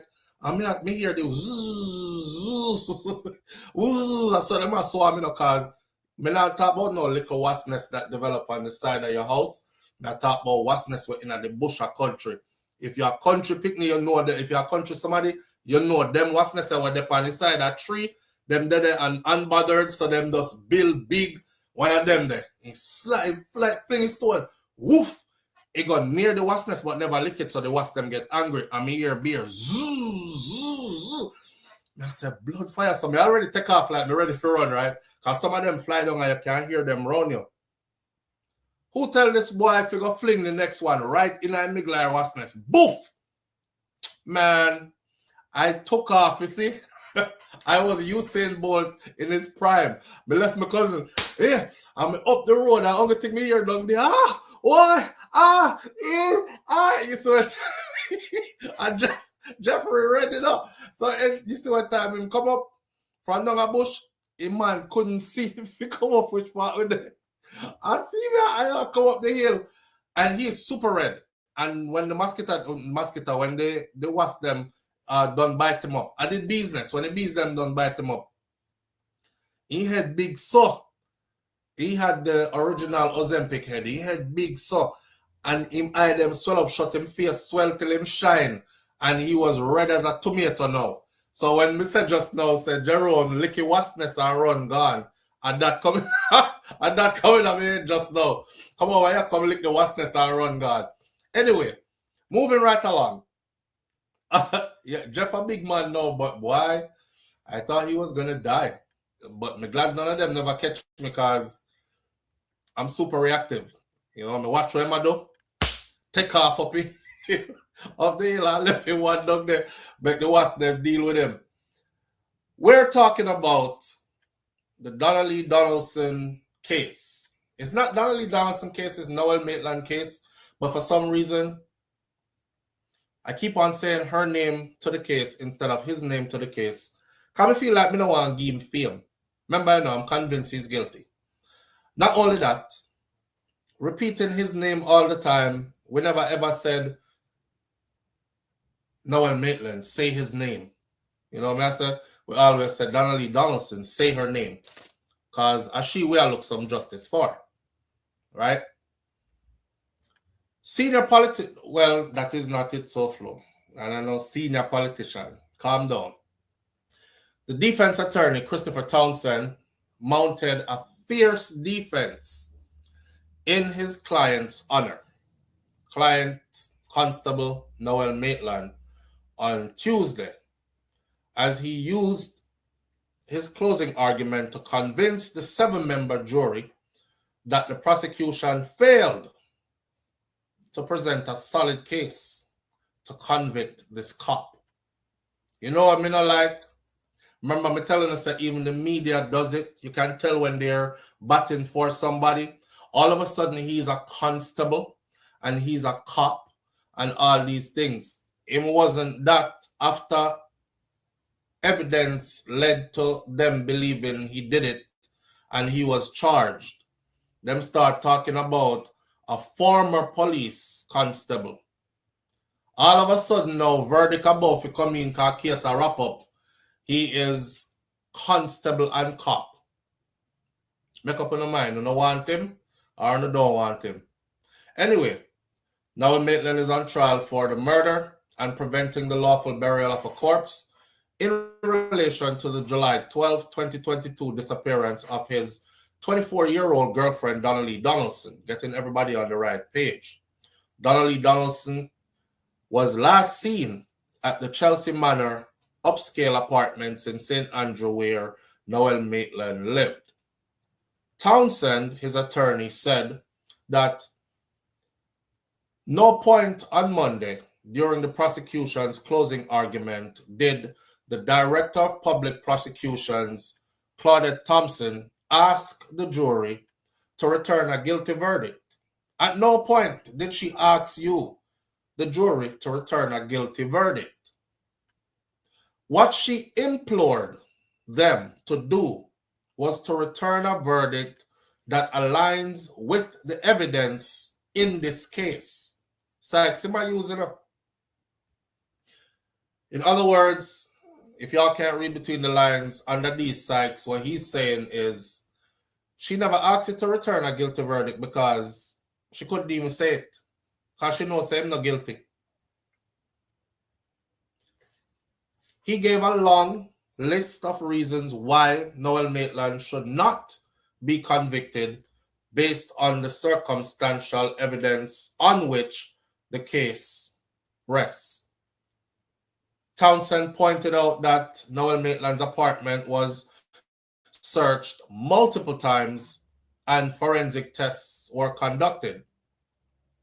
All that was found were at least 3 samples of Donnelly Donaldson's blood, which could not have gotten there under that he said that could have gotten there under circumstances other than murder. He also said that the prosecution failed to prove that Donnelly Donaldson was murdered inside of Noel Maitland's apartment, as has been their claim. They searched his apartment. They conducted tests, and they said that they had confirmed at least 3 samples of Donnelly Donaldson's blood.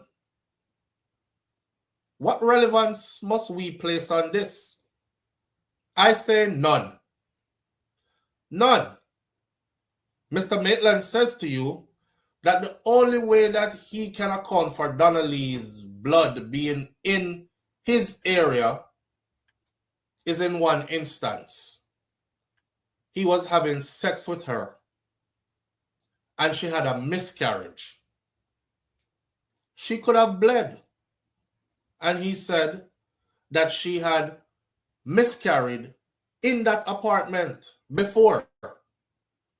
Twice.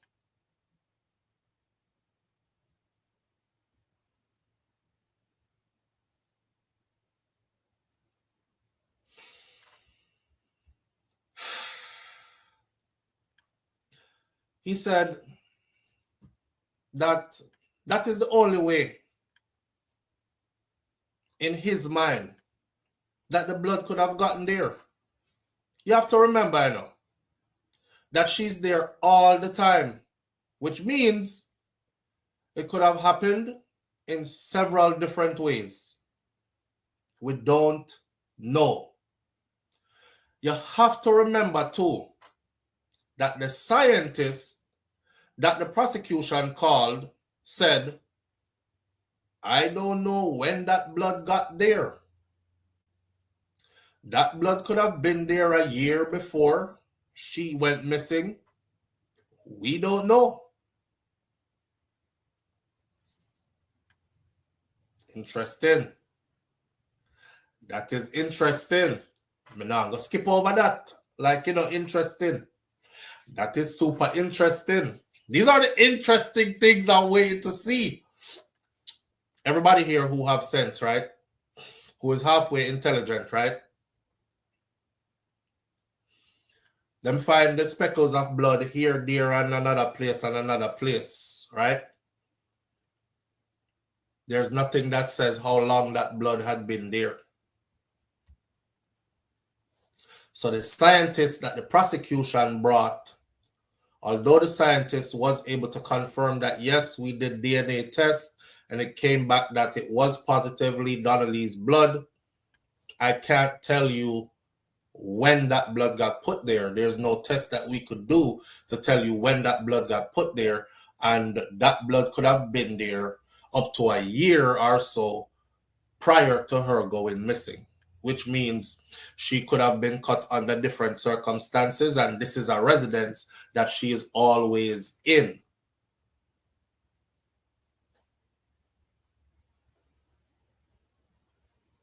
Wow. But the other circumstantial evidence them don't make this that big of a deal though, Donaldson blood was found on a curtain and then on a few other items, including shoes, inside of Maitland's apartment. Townsend insisted that there is no way to prove when that blood got there or what caused it to get there.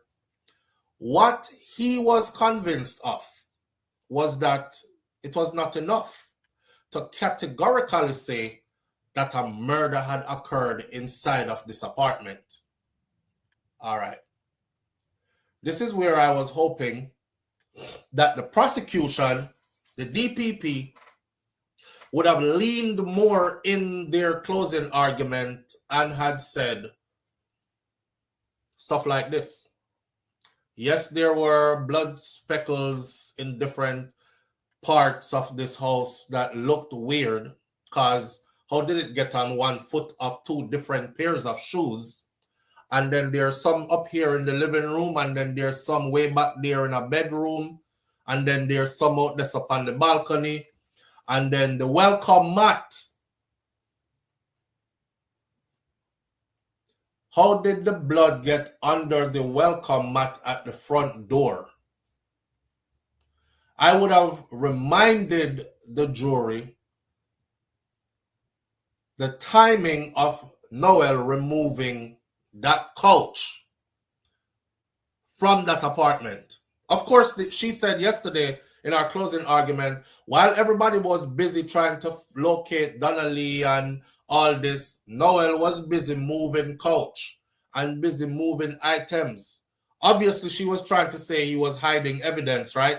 Why she never just come out and say he was busy hiding evidence? Because we know, say, in that couch, either she was in the couch in pieces. I would have leaned into that, but they didn't lean into it. And now we're going to have to hope that the jury pool is intelligent enough, because, you know, we just read an article the other day that said, Judge Brian Sykes said that finding jury members in Jamaica has become a class thing.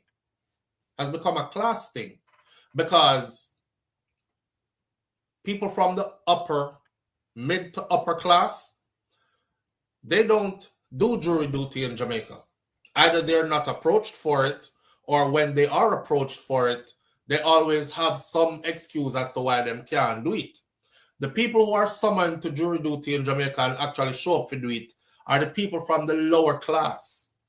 So now, me now call lower class people are, I even hate the term lower class. I'm just using it for this. The poorer class, the lower class. Me now call them dunce or nothing, but people who lack a certain kind of reasoning and certain way of thinking. They usually also lack a certain level of educational achievements, and they certainly a lot of the times are from the lower class. So if this is the pool that you pick most of your jurors from, it's kind of like what brain drain has done to Jamaica, right?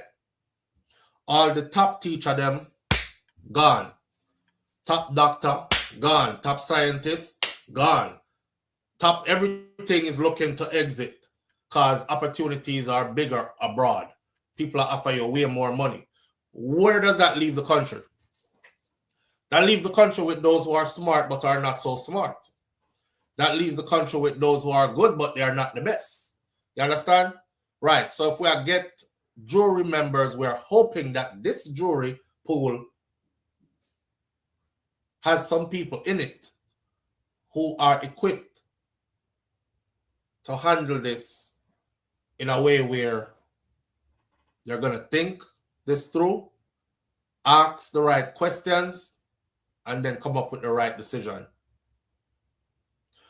For all we know, the curtain could have been right beside the shoes, thrown down. What the lawyer is saying is the same time the blood got on the curtain, the same time it would have got on the shoes, and that would have been the same time they were having sex and she started bleed. So it's not different occasions.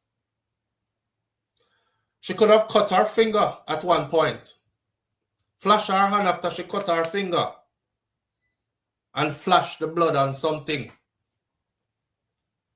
The blood could have been there for over a year. That is what the Crown has proven to you. Of course, that is in Noel Maitland's favor.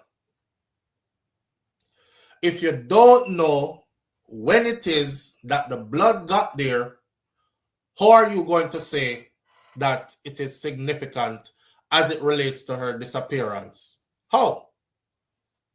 They can't. And that is a major problem that they have. They can't tie down the time when that blood would have gotten there. They can't even tie down whether or not the blood got there when the curtain was hung or hanged up. The blood could have been there already, and the curtain put up after, he said. He added that the curtain could have been somewhere else when the blood got there. And he asked the jury,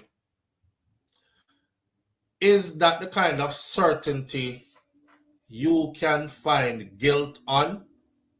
I say to you, to rubbish that claim, that has no significance.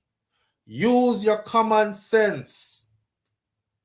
I don't know if that was their case, because it is kind of shaky to me. The case shaky. Is it that they are saying that Donnelly was killed inside there? I don't know, because nobody has suggested that up until now. All they said is that somebody got injured. I'm going to take a break here so I say this. Again, the prosecution should have leaned in. Oh, remember when they gave them a theory? The prosecution should have repeated that theory to the jury straight throughout this trial. Noel Maitland did not mean to kill Donnelly Donaldson. Because if he did mean to kill her, he certainly would not have killed her in his apartment. He had been living here for quite some time. He knows that there are cameras around here pointing to his apartment. So certainly one of these cameras would have seen you go into the apartment with her and not recorded her coming out, only you. And that would have been a serious piece of evidence to use against you. So if you're going to murder her planned, you would have done it somewhere else where there was less surveillance. My theory is, I saw him should have talked to the jury, my theory is, they went into that apartment, as you can see on video, but you don't see her come out because something happened in that apartment that took her life. Now he's in a panic. Now he's trying to figure out how to get rid of the body, but he knows cameras are outside. I am theorizing that Noel stuffed her into the couch, bleeding, and that is why the attendee at the car wash said, blood like rice grain come out of the couch.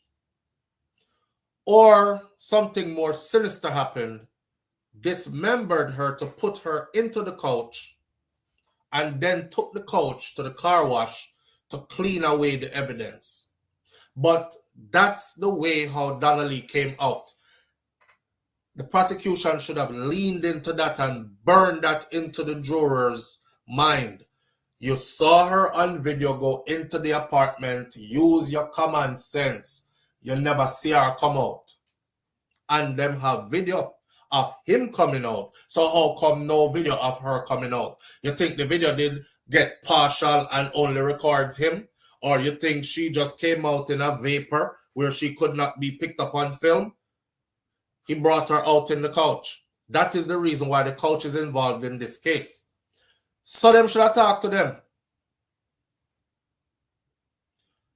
A car wash attendant, this is his lawyer now. His lawyer said a car wash attendant who was one of more than 30 witnesses to take the stand in the trial had testified that Maitland brought a couch to the car wash where she worked on Lyndhurst Road in St. Andrew. And while she was washing it, she saw blood running from it like rice grain. Townsend sought to rubbish that claim. He suggested that it could have been the dye in the fabric of the burgundy furniture that was running because the degreaser was used on it at the car wash. He also tried to dismiss the car wash attendant's claim that flies were following the couch, saying that there was a restaurant as well, as well as a garbage bin that were right there in close proximity to the car wash where the couch was. In other words, how do we know that those flies came for the couch and they didn't come for the rubbish from the restaurant? Yeah. Big up yourself, Jerome. Jerome said, Missy, now you even tomorrow, you may come for me. Remember, me put you on pedestal saying you went to Harvard. Remember, we are family. About mission size fire. What did I do? All right.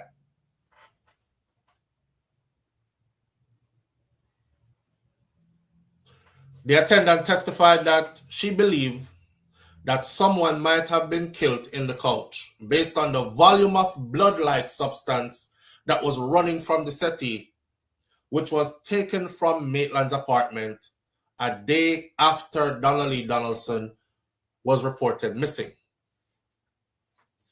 The attendant had told the courts that she saw a blood stain in the couch, the size of a June plum. If somebody got killed inside there, where blood are gonna run like rice grain out of the settee from a blood stain the size of a June plum, wouldn't you see blood elsewhere in terms of on the ground and all over the place?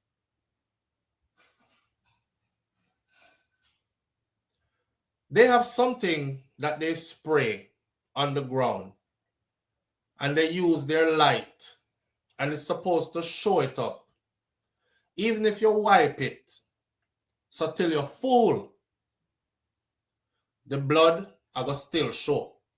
He's talking about the luminol that we discussed here, right? My question, why wash a couch? Are you throwing away? That no make sense. Nisha, these are the things that I'm hoping the jury gets. Who washes a couch and then dash it away? If you have a dash for the couch, you just dash for the couch. But you took it to a car wash to wash it. Power wash it with a power hose. And then made sure it disappeared.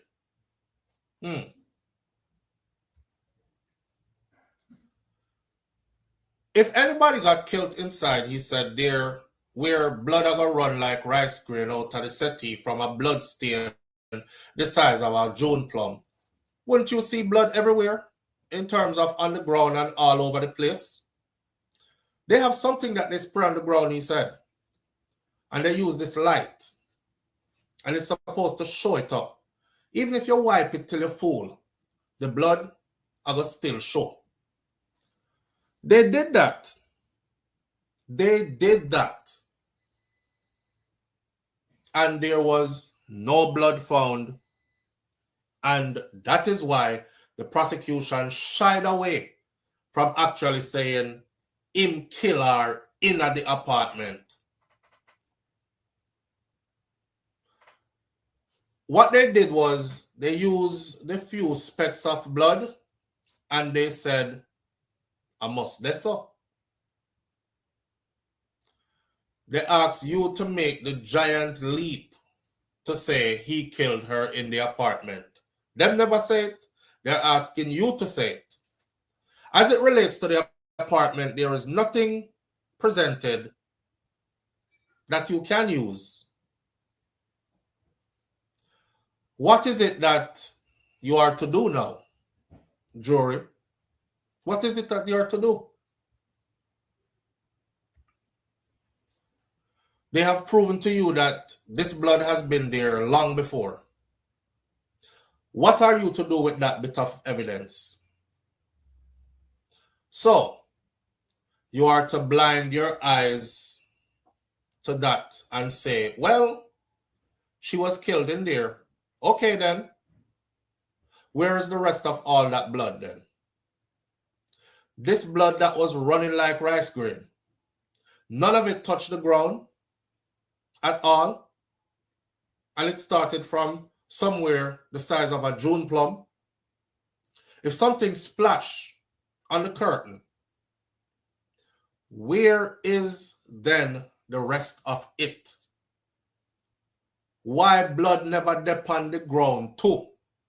Townsend asked, as he reminded the jurors that the forensic experts sprayed special chemicals inside of that apartment that would have helped them to detect blood, and there was no such findings. The attorney implored the jurors to put aside all that they had heard and all that they had read in mainstream media and on social media and elsewhere, and then encourage them to focus on the evidence in this case. You have to put all of the newspaper clippings out of your mind. You have to put the rumors out of your mind. You have to look at the evidence that is here today. You have to make your decision. You have to act fearlessly. When you leave here, if you make a decision in his favor, you have to go out there and face the relatives. You might have to face that, but that is why you are up here. There comes a time when you have to make tough decisions, and that is why you have a collective to help Jamaicans, and you have to do so fearlessly. You are not sitting there as individuals. The society rests on your shoulders. Justice in Jamaica rests on your shoulders, he told them.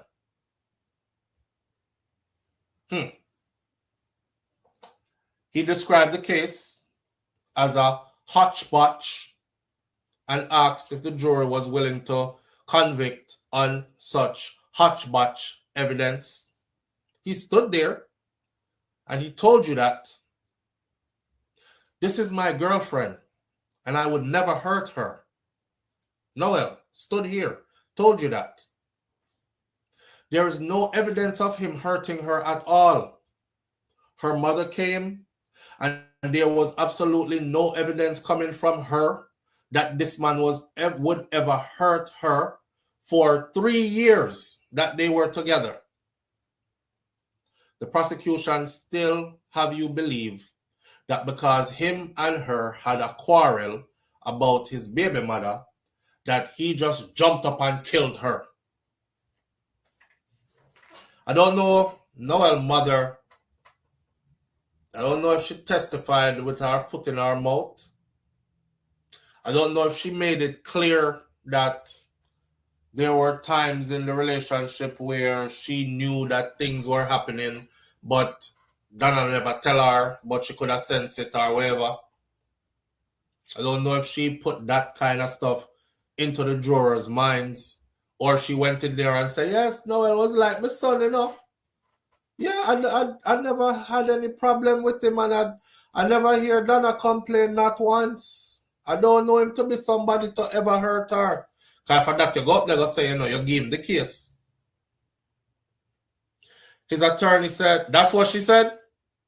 If at that she go up there and say, the mother help forgive him the case. Use your common sense. You have a quarrel with your baby mother about another woman. You can't say nothing. You as a man, you know that. If it is true, you shut your mouth, because if you open it, you know more worries. You shut your mouth and you go to sleep. If you shut your mouth long enough, she'll go cool down. When she cool down, you say, baby, I'm sorry. And I hope that in the night, everything was set back again.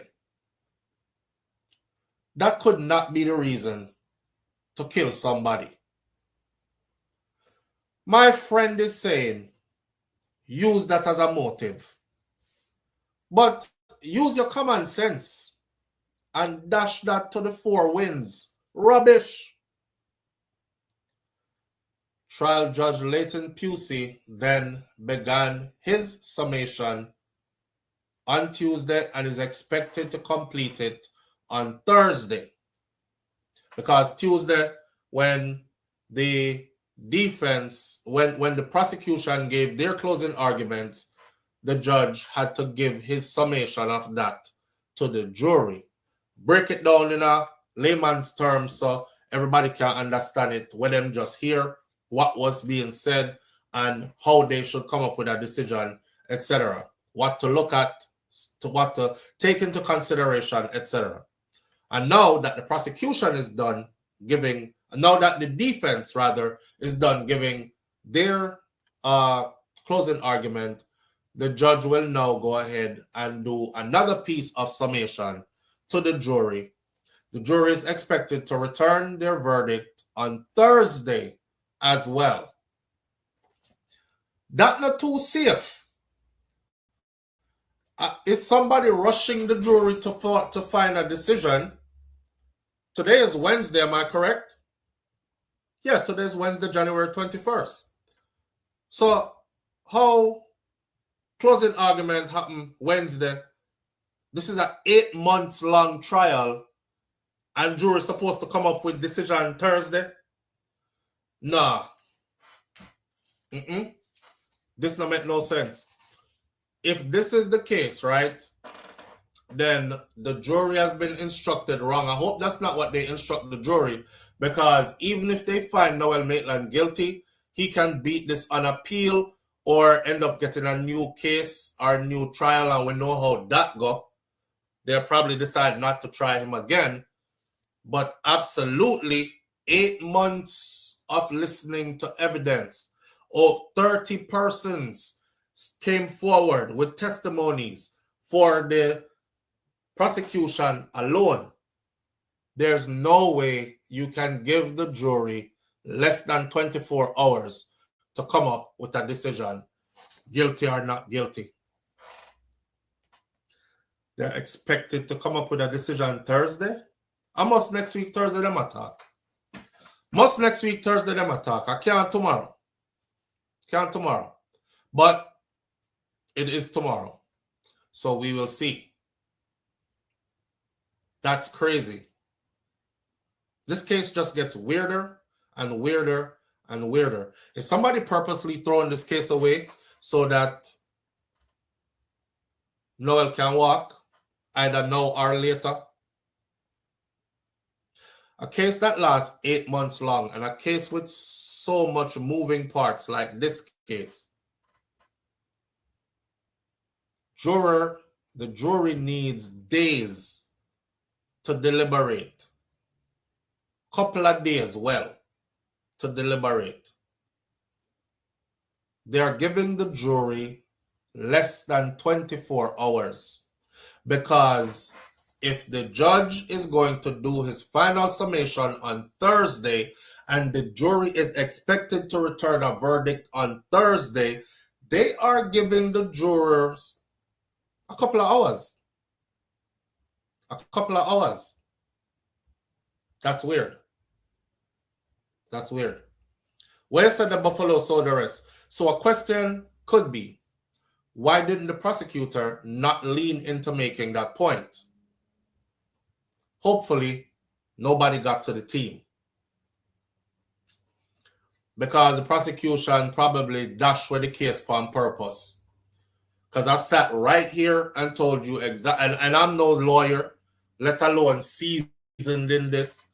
And I'm sure how I came across driving into those points would have been more effective than what we heard yesterday. I hope they did enough. I followed this case.